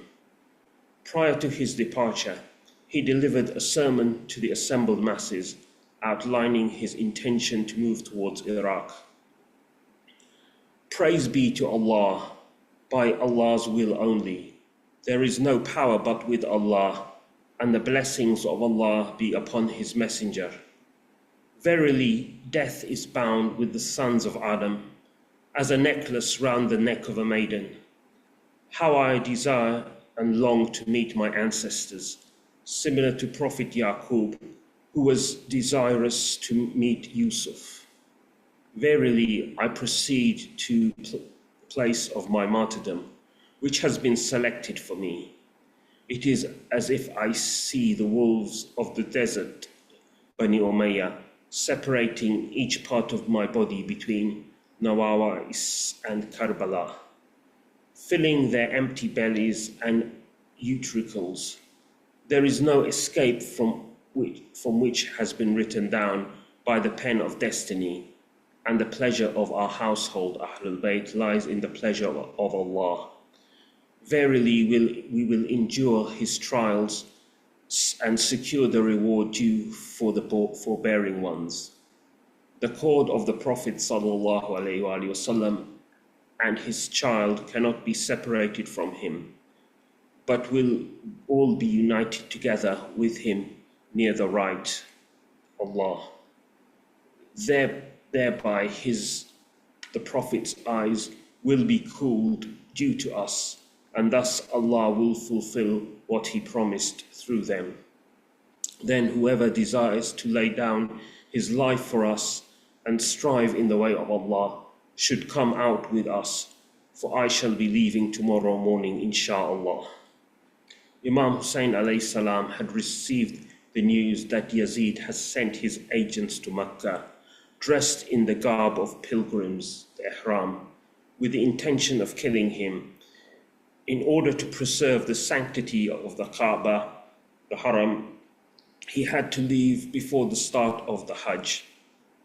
On the 8th of Dhul Hajj, 60 AH, while the pilgrims were preparing to go to Arafah, Imam Husayn alayhi salam changed his intention from Hajj to Umrah and performed his final tawaf and sa'i in Mecca before preparing to travel towards Kufa. It has been narrated that the entourage of Imam Husayn alayhi salam consisted of 82 men as well as women and children. Imam Husayn alayhi salam crossed a number of stations on his way from Mecca. Number 1, Safa. Imam Husayn alayhi salam meets with the famous poet Farazdak, who warns him about the treachery of the Kufans. He quotes the famous line, "Their hearts are with you, but their swords are against you." Imam Husayn alayhi salam tells him that he has left the affair in the hands of Allah and continues his journey. Number 2, Zat al-Irq. It was here that Imam Husayn alayhi salam met with his cousin and brother-in-law Abdullah ibn Ja'far, the husband of Sayyidah Zainab alayhi salam. He tries to dissuade the Imam Husayn from journeying to Kufa, reminding him of the Kufans' betrayal of his father Imam Ali and brother Imam Hassan alayhi salam. Also fearing for the Imam's safety and security. When he understands that Imam Husayn will continue his mission in spite of the risks to himself and his companions, he sends his two sons, Aun and Muhammad, to accompany him and leave them in the care of their mother. Number 3, Bat ar-Roma. It was from here that Imam Husayn alayhi salam sent a letter to the people of Kufa in the hand of Qais ibn Musakhar in response to numerous letters he received from Kufa. He also meets Abdullah ibn Moti, who tries to prevent him from going to Kufa. Zurud. It was here that Imam Husayn alayhi salam meets Zuhair ibn Qayn. Zuhair had not been a follower of Imam Ali alayhi salam, but a supporter of Uthman.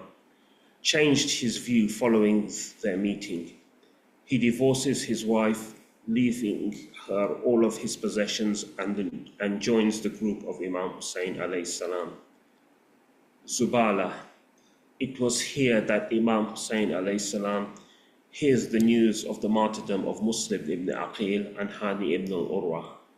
He informs his companions about the political changes which have occurred in Kufa and tells those that wish to leave him to go and save themselves. Many left the Imam at this point, either out of fear of death or understanding that the Imam would be killed and there was no possibility of them getting any political positions. Imam Husayn alayhi salam went to Muslim's wife and offered his condolence on her husband's martyrdom and vowing to support her as long as he remains alive. He also caressed the head of Muslim's little orphan daughter, telling her that he was now her father. It was here also that Wahab Kalbi and his family joined Imam Husayn's caravan. Batan-e-Aqiq. Imam Husayn alayhi salam meets with a man from the tribe of Akrama who was returning from Kufa. He informs the Imam that Kufa is no longer safe and has been completely subdued by forces loyal to Yazid, and nobody could enter or leave safely. Number 7, Surat. Imam Husayn alayhi salam and his party spend the night at this place and depart early in the morning to continue their journey. Imam Husayn alayhi salam tells his companions to gather as much water as they can from here, as they will need it for the onward journey. Number 8, Sharaf. While passing through this station, one of the companions of Imam Husayn alayhi salam alerts the caravan to a presence of a cavalry brigade approaching them. Imam Husayn alayhi salam orders his party to cover themselves from the rear by taking shelter in a nearby mountain to avoid a surprise attack by the enemy. Number 9, Thu Hatham. It was here that the first meeting occurs between Imam Husayn alayhi salam and Hurr ibn Yazid ar-Riyahi. He was the commander of one of Ubaydullah ibn Ziyad's cavalry brigades. He and his men were on the verge of dying of thirst, having spent a long time marching through the desert. Imam Husayn alayhi salam provides water for his entire brigade, even the horses. The time of Dhuhr prayers arrive, and Hurr and his men pray behind the Imam. Hurr then tells Imam Husayn alayhi salam that he cannot allow him to move towards Kufa and he must follow his instructions. Imam initially refused, however, after an exchange of words, he agrees in order to avoid any bloodshed. Number 10, Bayda. It was here that the following day Imam Husayn alayhi salam delivers one of the most important sermons. O people, the Prophet of Islam sallallahu alayhi wasallam has said that if a man sees a tyrannical ruler transgressing against Allah and His Messenger and oppressing the people, but does nothing by word or action to alter the situation, then it would be just for Allah to place him where he deservedly belongs. Do you not see what low levels the affairs have come down?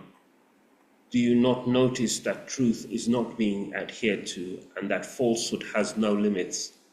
And as for me, I look upon death as but a means to attain martyrdom, and I consider life amongst transgressors as nothing but an agony and affliction. Number 11, Uzayb al-Hajanat. Imam Husayn alayhi salam meets with Tirima ibn Adi, who tells him he has 20,000 armed men at his disposal and offers him sanctuary if he follows him to the mountains where he resides. Imam Husayn alayhi salam refuses and tells him that he had already given an undertaking to accompany Hurr. Number 12, Qasr Bani Maqatil. From this point onwards, it became clear that the caravan of Imam Husayn alayhi salam was not moving in the direction of Kufa, but towards another destination. Hurr and his men were following them from behind. It was also here that the dialogue took place between Imam Husayn alayhi salam and his son Ali Akbar alayhi salam, where the Imam informed him that this caravan was moving towards death. Number 13, Nainawa. It was here that Hurr receives the order from Ubaydullah ibn Ziyad that he is not to leave Imam Husayn alone, but to follow him every step on the journey. Number 14, Karbala. This was the final destination of Imam Husayn. He was ordered to set up camp at a location close to the riverbank. It was the 2nd of Muharram 61 AH. Sayyidah Zainab alayhi salam, addressing her brother, asks him, "O brother, which is this place where we have come to?" Imam Husayn alayhi salam spoke to some of the people from the land and asked them which place this was. Finally, he spoke to an elderly man who told him that this was the land known as Karbala. Imam Husayn alayhi salam then exclaims, "Surely the Prophet sallallahu alayhi wasallam has spoken the truth. This is indeed the land of Karb, agonies, and Bala, tribulations. All prophets and friends of Allah who passed through this land underwent difficulties and suffered loss. This is the destination of our caravan and where we will stay. This is where our men will be killed. Here is where our blood will be spilled." Imam Husayn alayhi salam met with the Bani Asad, who were the local tribesmen who inhabited the land of Karbala and were its owners. He purchased the land from them and then returned it back to them on condition that they would bury him and his companions after their martyrdom and host any visitors who came to visit their graves. One of the most significant events in the epic of Karbala was the meeting of Imam Husayn alayhi salam with Hurr ibn Yazid ar-Riyahi. Hurr belonged to the Bani Tamim tribe and was one of the elites of Kufa and a famous warrior. He was appointed as one of the senior commanders in the army by Ubaydullah ibn Ziyad and put in charge of 1,000 men and dispatched to divert the route of Imam Husayn alayhi salam and prevent him from reaching Kufa. Unlike most of the leaders of the Umayyad army, Hurr had no political leanings and was not ambitious for wealth or power. Hurr was following the caravan of Imam Husayn alayhi salam, and they eventually met in Zuhasam. Hurr and his men were on the verge of dying from thirst, having spent many hours in the desert. Imam Husayn alayhi salam saw the condition of Hurr and his companions and immediately ordered that they should be provided with water and allowed to quench their thirst, even though water was scarce and the caravan had limited water for themselves. Even the horses were allowed to drink freely. It was the time of Dhuhr, and the Imam asked Hurr if they wished to pray in congregation or separately. Hurr replied, "No, we will pray behind you." This action of Hurr showed his respect and reverence for Imam Husayn alayhi salam and was an indication that his heart was not filled with malice for Ahlul Bayt. Imam Husayn alayhi salam delivered a short sermon explaining the position of Ahlul Bayt and clarifying their mission in going to Kufa. Upon the request of the people,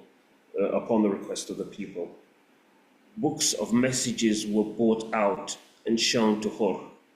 Hurr told the Imam that he had explicit instructions from Ubaydullah ibn Ziyad not to allow them to enter Kufa, and they would need to follow a different route. Imam Husayn alayhi salam was angered and replied in a stern tone, "May your mother weep over you," which is generally considered an insult by Arabs, although Imam Husayn alayhi salam did not mean it in this way and it was in fact a dua for his martyrdom. Hurr remained calm and replied, "O son of the Messenger of Allah, had any of the Arabs said this to me, I would have given a suitable reply. But by Allah, your mother is Sayyidah Fatima Zahra alayhi salam. How could I say anything about her except with the best of attributes?" Hurr followed the caravan of Imam Husayn alayhi salam until they reached Karbala and showed them where to pitch their tents. Hurr had no real intention to kill Imam Husayn alayhi salam and believed that the matter of the bayat to Yazid could be resolved without bloodshed. On the night of Ashura, it became clear that tomorrow would be a bloodbath, and everyone from Imam Husayn's army would be martyred. In the camp of Ubaidullah's army, the mood was celebratory, and everyone was indulging in laughter and merrymaking. The camp of Imam Husayn alayhi salam, the night was spent in prayer and reading of the Quran. Hurr could hear the cries of the children dying of thirst coming from the camp of Husayn. Hurr became restless and began pacing up and down, constantly looking towards the camp of Imam Husayn alayhi salam. Muhajir ibn Aus, who was one of his men, saw his condition and remarked, "O Ibn Riyah, what is the matter with you? I have never seen you in such a condition. If somebody would ask me, who is the bravest warrior in Kufa, I would surely have given your name." Hurr turns to him and replies, "I see myself between paradise and hell. By Allah, I will never prefer anything over paradise, even if I am cut to pieces and burnt." Hurr takes his son and servant and begins moving towards the camp of Imam Husayn alayhi salam. Before he enters the camp of Imam Husayn, he asks his son to tie his hands and blindfold him. When Abbas alayhi salam saw Hurr approaching, he believed he was preparing to attack. However, Imam Husayn alayhi salam told his brother, "Abbas, my brother, put away your sword. These men are not coming to fight us. This is my special guest, Hurr. I have been waiting for him." Imam Husayn alayhi salam and Hazrat Abbas alayhi salam go and greet Hurr, and he throws himself by the feet of Imam Husayn. He begins to cry and ask for forgiveness. Imam Husayn alayhi salam took Hurr into his arms and told him, "Hurr, my friend, I have forgiven you, and Allah has forgiven you. You are our guest, but we do not have anything to offer you, not even a drink of water." As soon as the battle commences, Hurr insists on being the first one to enter the battlefield. Imam gives Hurr permission to fight. Hurr fights bravely, killing many soldiers from the enemy army in single combat. Eventually, the enemy attack him en masse, and he falls off his horse and is severely wounded. Hurr is about to die, and he calls out to Imam Husayn, "Master, Please come quickly. I wish to see you one last time. Imam Husayn alayhi salam rushes to the battlefield, takes the head of Hurr in his lap. He takes out a handkerchief from his pocket, which his mother Fatima Zahra alayhi salam had made for him, and wraps it around the head wound which Hurr had sustained. He then addresses Hurr and tells him, "O Hurr, your mother was correct when she named you Hurr. You are indeed Hurr, free in this world and in the hereafter." Hurr attains martyrdom in the arms of Imam Husayn alayhi salam. Peace be upon you, O friends of Allah and His dear ones. Peace be upon you, O choice of Allah and sincerely attached to Him. Peace be upon you, O supporters of Allah's religion. Peace be upon you, O supporters of the Messenger of Allah. Peace be upon you, O supporters of the Commander of the Faithful. Peace be upon you, O supporters of Fatima, doyen of the women of the world. Peace be upon you, O supporters of Abu Muhammad al-Hassan, son of Ali, the saintly and sincere. Peace be upon you, O supporters of Abu Abdullah. May my mother and father be sacrificed for you. Verily, pure be you and pure be the soil in which you are buried. You attained great success. I wish that I were with you so that I could also share the accomplishment with you. وَسَيَعْلَمُ الَّذِينَ ظَلَمُوا أَيَّ مَنْقَلِبٍ يَنْقَلِبُونَ إِنَّا لِلَّهِ وَإِنَّا إِلَيْهِ رَاجِعُونَ صلوات على محمد وآل محمد اللهم صل على محمد وآل محمد وعجل فرجه. The final item in our program is the communion of Ashura.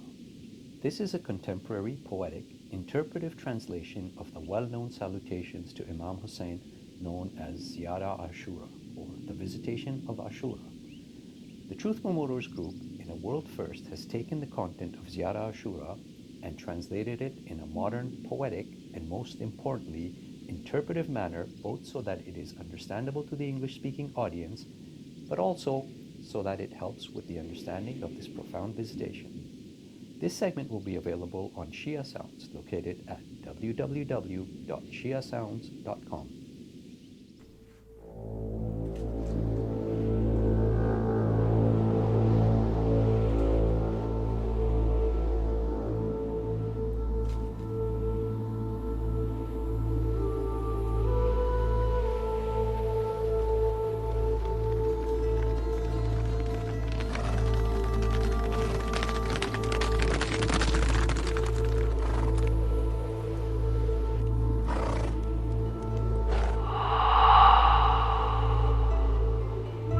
Peace be upon you, O Husayn, beloved of the Prophet, lifeblood of his message, bearer of sorrow, breaker of chains. Peace be upon you, O son of the messenger of God, whose footsteps you followed into the fire so we might walk free beneath the sky. Peace be upon you, O son of Ali, Lion of God, fountain of courage. You stood, as he stood, firm against a world of betrayal. Peace be upon you, O son of Fatima, light of her eyes, echo of her prayer. Through your grief, the purity of your mother lives on. O Husayn, they gave everything, so we might remember who we are.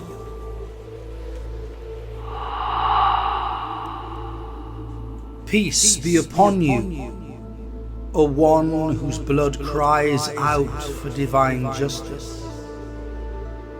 O son of the martyrs who stand, still shakes the heavens. You were the lonely one, unmatched, a solitary star surrounded by a night of betrayal. Peace be upon you and upon the souls who remained beside you, those who encamped in your courtyard, whose bones became the boundary of your shrine. O Husayn, how I long to be among them, to have knelt in your dust, waiting for your command, to have fallen with your name on my lips, to belong to your tent, to never leave your side, not in this world nor the next. Let the peace of God be upon you and them always. As long as I breathe, and night and day continue their rhythm, my soul is yours.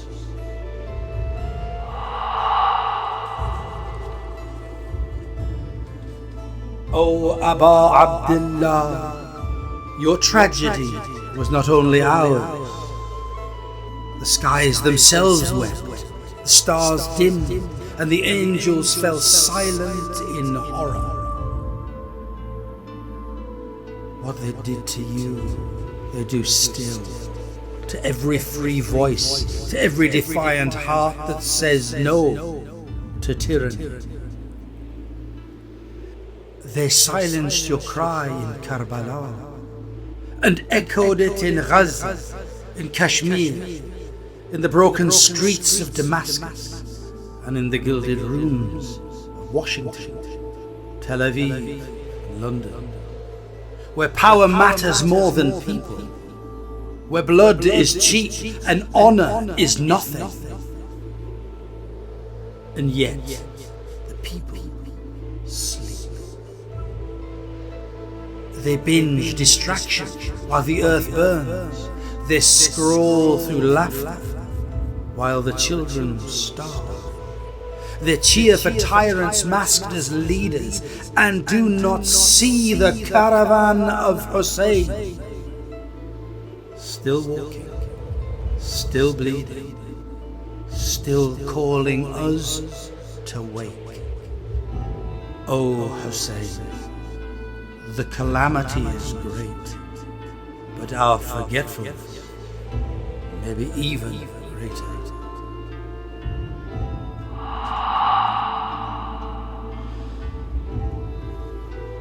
May God distance from His mercy those who built the house of tyranny stone by stone, calling it governance, calling it religion, but laying it on the bones of the oppressed. May He cast far from His mercy those who stripped you, O people of the house, of the stations that were your divine due, and gave them to cowards, frauds, and liars in robes. May He exclude from His mercy those who murdered you with steel, and those who murdered truth with silence. And may He cast away all who make room for tyranny, who excuse it, who fund it, who defend it in panels and parliaments.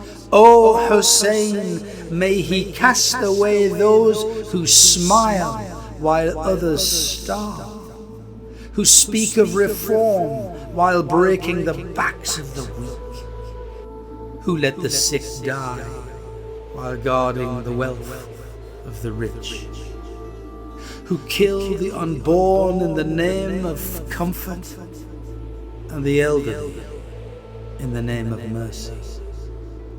They are today's court of Yazid, still robed in piety, still drunk on blood.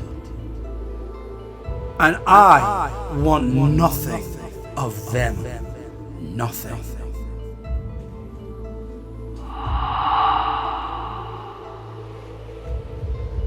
I wash my hands before God and before you, O Husayn, of them, of their followers, of their allies, of every voice that justified their crime.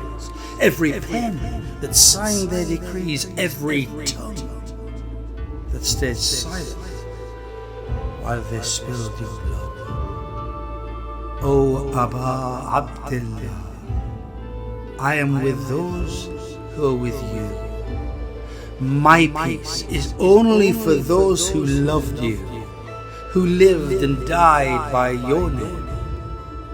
And I am at war with those who stood against you, in every age, in every land, in every disguise. Whether they wore crowns or turbans, held swords or microphones, built palaces or platforms. I am at war with them until the day when all masks fall.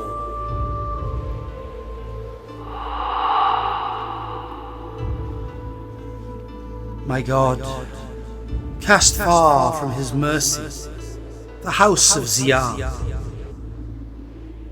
a dynasty of cruelty dressed as order, and the house of Marwan, masters of deceit, who poisoned revelation with ambition. May he cast out the Umayyads, all of them, every name, every banner, every doctrine of power that drowned prophecy in politics. May he cast away Ibn Marjan, the bureaucrat of blood, and Umar ibn Sa'd, who traded eternity for a piece of land, and Shim, that beast who laughed at the tears of Zaynab.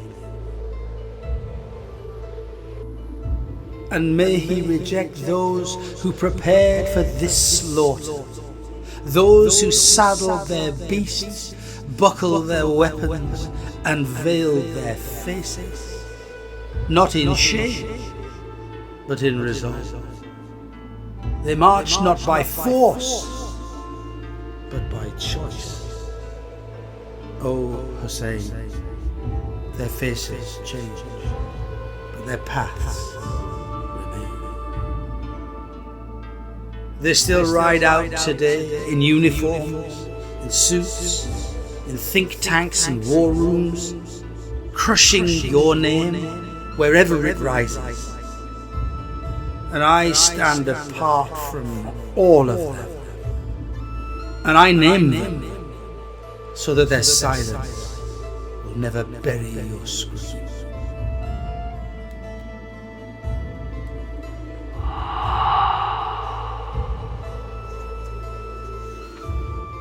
May my father be your ransom.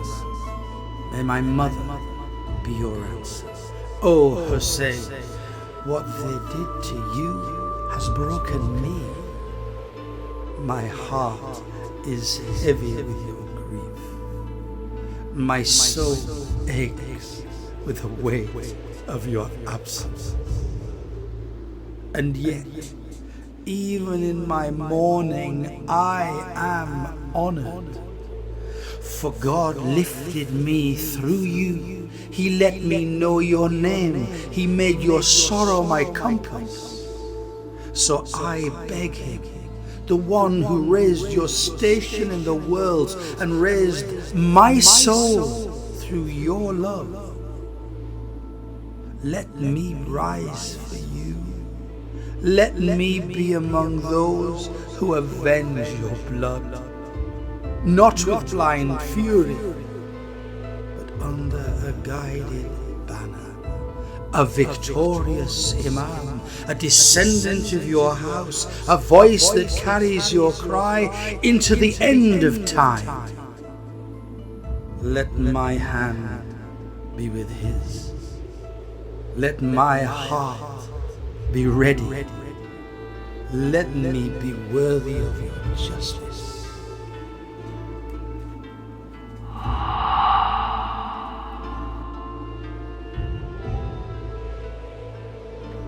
O God, make me honored in your sight,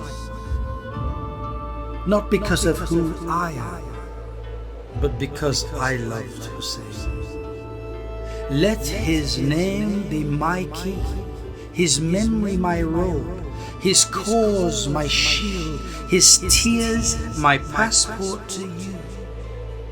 Let me walk in this world carrying his light, and let me stand in the next world with his name upon my lips, a name that you love, a soul that you elevated, a martyr whose blood wrote the meaning of honor. By Husayn, make me worthy of your nearness in this fleeting world and in the world that endures.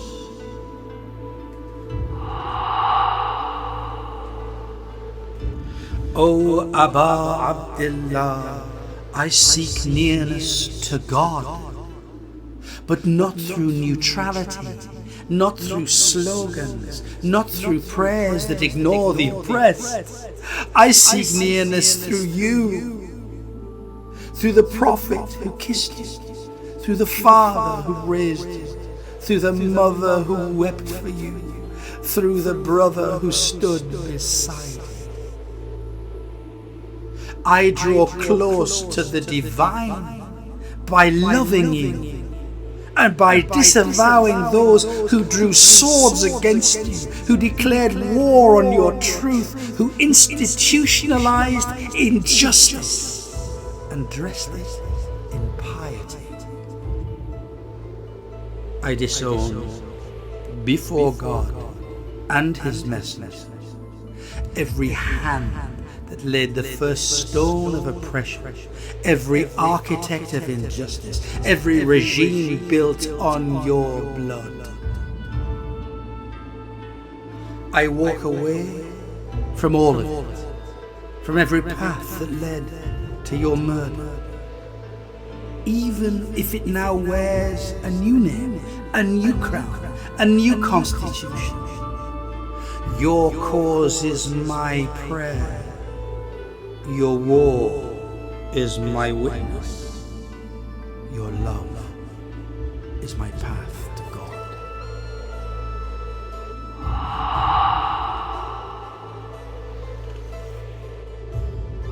I renounce them before God and before you, O Husayn. I cut all ties with those who wronged you, and those who walked beside them, and those who came after them and carried their banners. I seek nearness to God through your light, through loyalty to you and your chosen ones, to your friend, your witness, your inheritance. And I distance myself from your enemies, from those who raised armies against you, from those who plotted in back rooms, signed decrees, or stood idly by as your blood flowed. I distance myself from their shadows, from their supporters, from their media machines, from their apologizers and diplomats, from all who softened their crimes or mimicked their structures. O Husayn, to love you means to oppose what killed you, always, everywhere, in every generation. I am with those who are with you, O Husayn. I am with those who are with you, O Husayn. I walk beside the ones who love you, who carry your truth in their hearts, who defend your memory not only in words but in action. And I am against those who stand against you, no matter their flag, their religion, their language, their disguise. I am your ally, and the ally of those who align with your cause, those who choose dignity over comfort, clarity over compromise, blood over betrayal.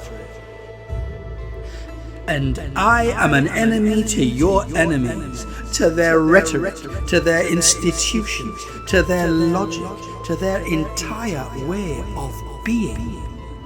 You are the axis, you are the criterion. To love you is to take a side forever.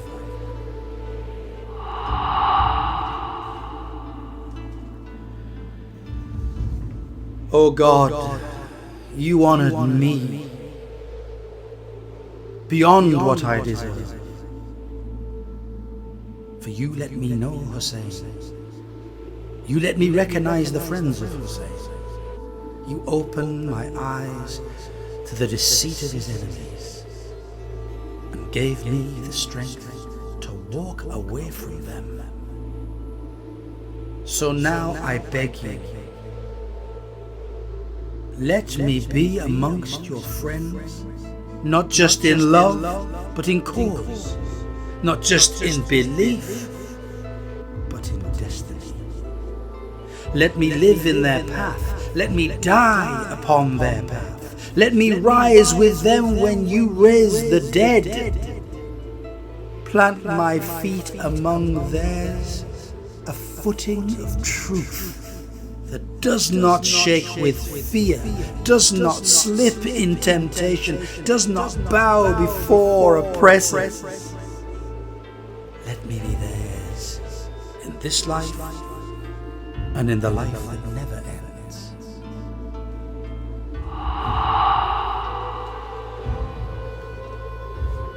And I ask you, O God, let me reach that radiant place, the honored station that you have reserved for them.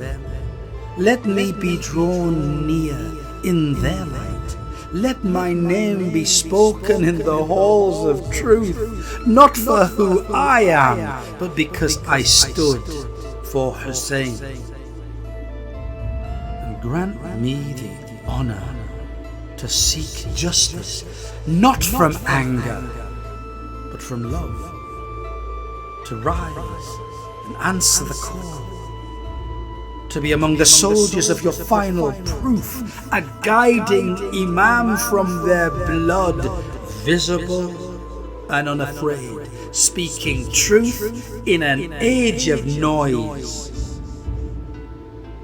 Let me see him, let me serve him, let me die at his side, with the name of Husayn still burning upon my lips.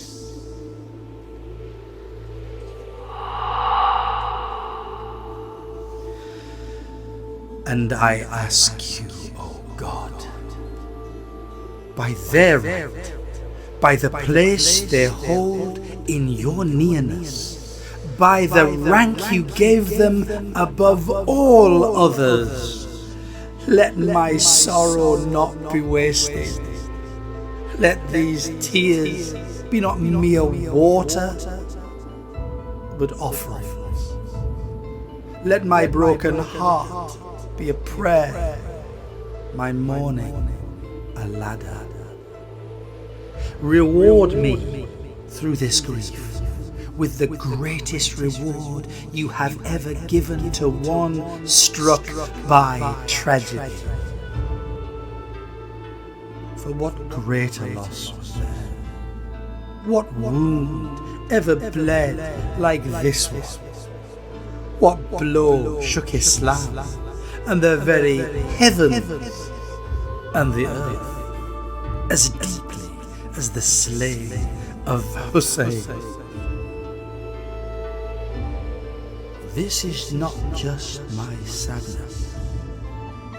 It is your grief, O God, reflected in my soul. So let that reflection never fade.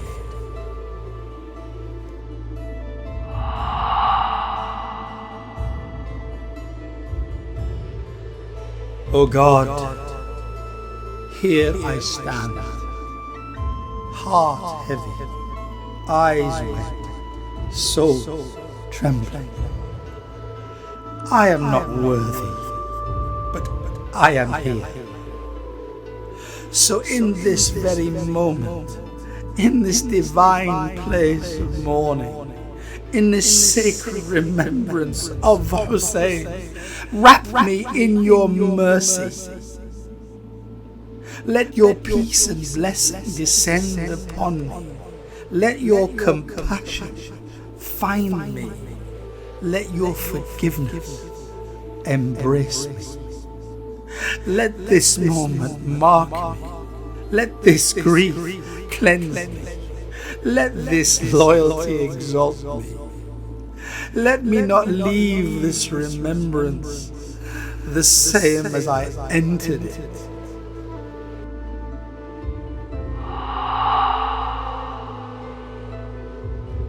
Oh God, let my life be like theirs, not in ease, but in meaning. Let me live as Muhammad lived, in mercy, in truth, in struggle for justice. Let me walk the path of his family, with clarity, with courage, with compassion.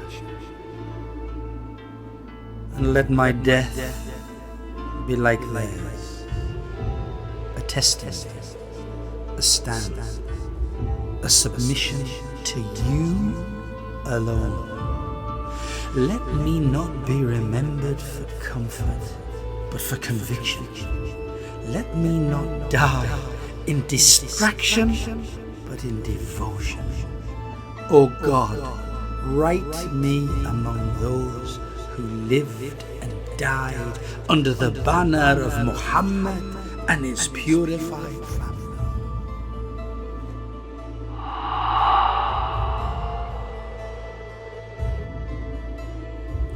O God, this day, the day of mourning, the day of blood upon sand, the day when your Prophet's family was butchered, they called it a blessing. The tyrants rejoiced. Bani Umayyah celebrated. Yazid, the son of the liver eater, the one whose heart was dark with vengeance, he danced on the chest of Husayn. He who was excluded from your mercy and whose mother chewed the flesh of the righteous was praised in the courts of power. But you cursed them, O God, and so did your Prophet. From every pulpit, in every stance he ever made for truth. This is not politics. This is treason against mercy. And we remember, we name them, we stand apart from their legacy. Then, now, and forever.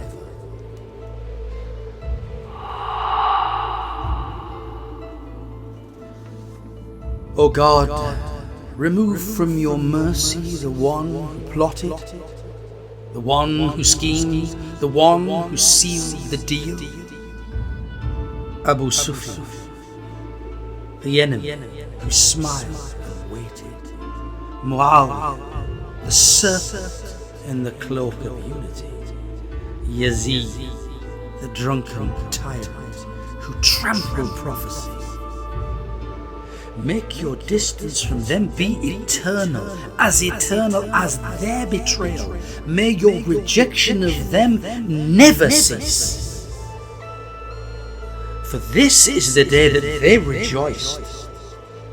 The day Ziyarat and Marwan raised their glasses, laughed while Zaynab wept, boasted of killing Husayn as a victory. God, they rejoiced in his death. Let them not rejoice in your presence. Multiply their estrangement. Amplify their punishment. Let the pain they inflicted return to them, not out of hatred, but out of divine justice.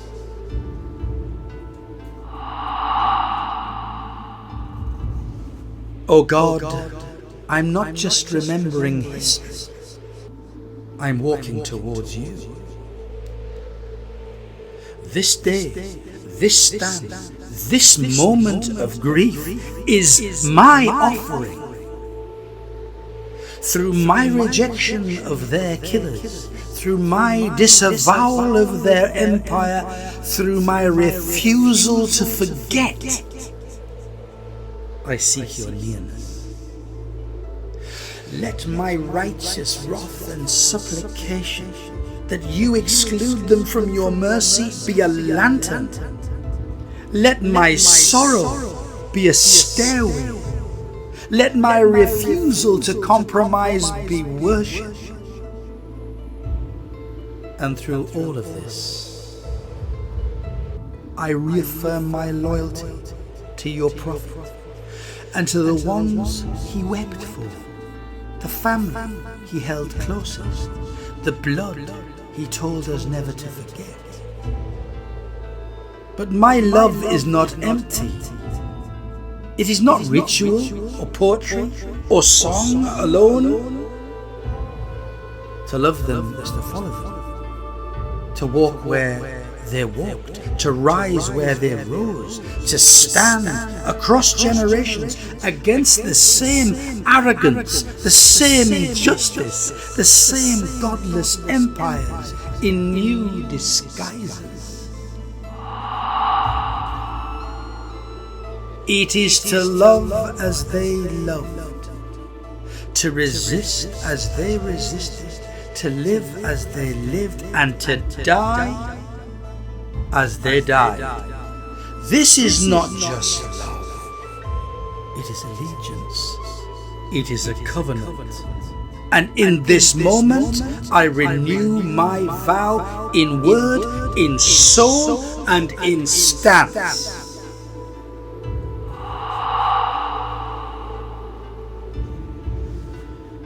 O God, exclude from your mercy the first tyrant who trampled upon the right of Muhammad's family, the one who planted the seed of betrayal, who saw power and chose it over truth. He opened the gate, and many rushed through after. So exclude the last one who follows his path, every imitator, every modern version, every politician or preacher who builds on that first distortion. O God, exclude from your mercy the clique who rose against Husayn. They weren't just soldiers, they were planners, they were influencers. They wrote articles, gave speeches, signed treaties, justified tyranny. They supported, they pledged, they obeyed, they killed. And that betrayal continues. Even today, there are those who wear black for Husayn, but stand with the very systems that killed him. They claim to mourn him, but their silence defends Yazid. Their fear enables tyranny. Their alliances stab the heart of his son, the awaited one. O God, how many claim to wait for the Mahdi, while crushing every cause he would rise for? So exclude from your mercy all who inherit this legacy, not just in name but in action. Those who held the swords, those who carried the ink, those who watched and said nothing, and those who still do. In robes, in suits, in silence. This is not hatred, this is honesty. This is cleansing the record. This is standing beside Husayn and saying, we have not forgotten and we have not been deceived.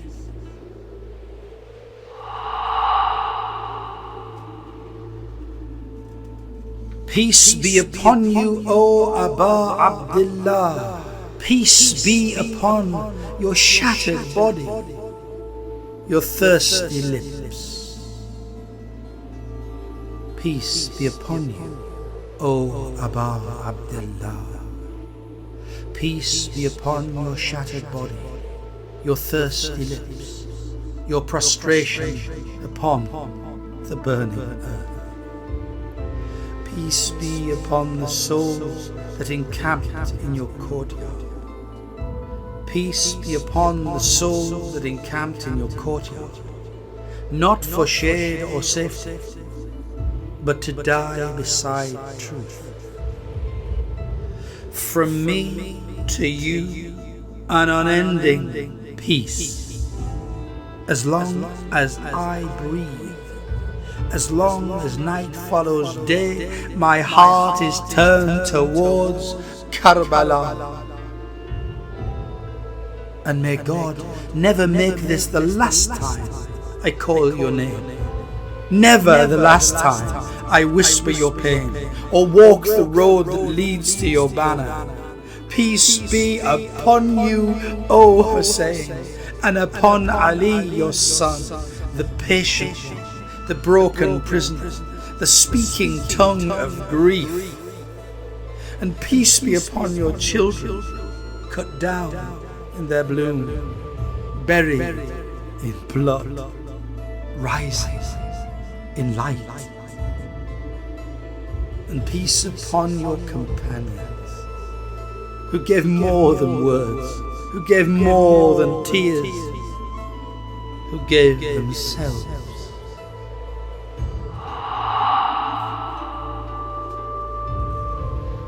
And in this very breath, as I send peace to you, I pledge my soul to your son, the Qari, on who will rise, of your blood, the Mahdi, the one who will rise to avenge your name. My allegiance is not in slogans, it is in obedience, it is in sacrifice, it is in unwavering loyalty. Until he returns, my allegiance is with his deputy, the righteous leader who guards his path, the Wali al-Faqih, guardian of your legacy, guide of this ummah.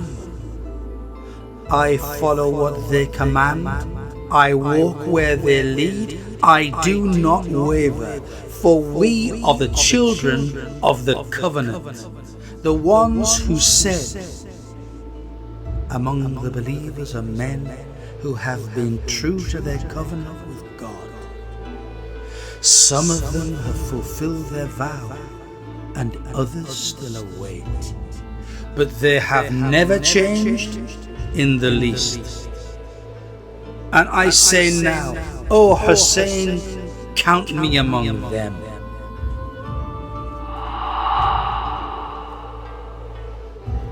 O God, begin from me the exclusion from your mercy. For the first one who violated the right of Muhammad and his family, let it begin with him and extend to the second and the third and the fourth. Exclude from your mercy Yazid and Ubaidullah ibn Ziyarat and Ibn Marjan and Umar ibn Sa'd and Shim. And not just them, but all those who carry their traits, those who betray truth, who serve tyranny, who give sermons that silence resistance, who wear robes while enabling injustice. The house of Abu Sufyan, the house of Ziyad, the house of Marwan are not just of blood, they are of action. And we ask you, O God, to exclude from your mercy every manifestation of that betrayal, past, present, and future, as long as night follows day. And now, O God, we do not ask you for heaven. We do not ask you for palaces or gardens. We do not seek reward. we seek you. We ask only for your pleasure, that you allow us to serve you, to work in your path, to stand for your truth, to live with dignity, to die with loyalty. Count us among those who have been true to their covenant, those who remembered the pledge made before time began and never turned away from it. Among the believers are men who have been true to their covenant with God. Some of them have fulfilled their vow, and others still await. But they have never changed in the least. O God, let us be of them. Let us die with Husayn's name on our tongues, and rise with the Mahdi's banner in our hands.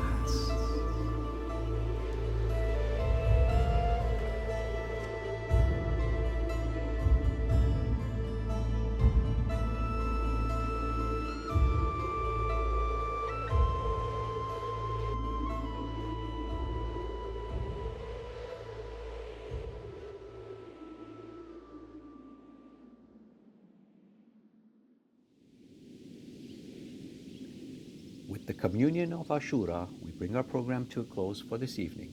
God willing, we will be back tomorrow, same time, same place, with His grace, for our program for the 4th of Muharram, 1447. We pray that He, God, accepts from us, and that this has been useful, educational, and beneficial to the viewers. If you found this session useful, then please do subscribe, like the video, and share with your friends and family, and anyone else who you feel might find it useful and educational. Please also visit our website, www.truthpromoters.com, and from there you can find all of our sites and read the write-ups for the Quranic verses, the couplets, the lecture, the eulogy or maqtal, the lamentations, and of course the main lecture, as well as view the videos and listen to the audios. Peace be upon you, O Prophet of God. Peace be upon you, O Imam Husayn. Peace be upon the inheritor of Imam Husayn, our beloved Imam Mahdi. May our souls be his ransom. Peace and blessings to you and to all of God's righteous servants.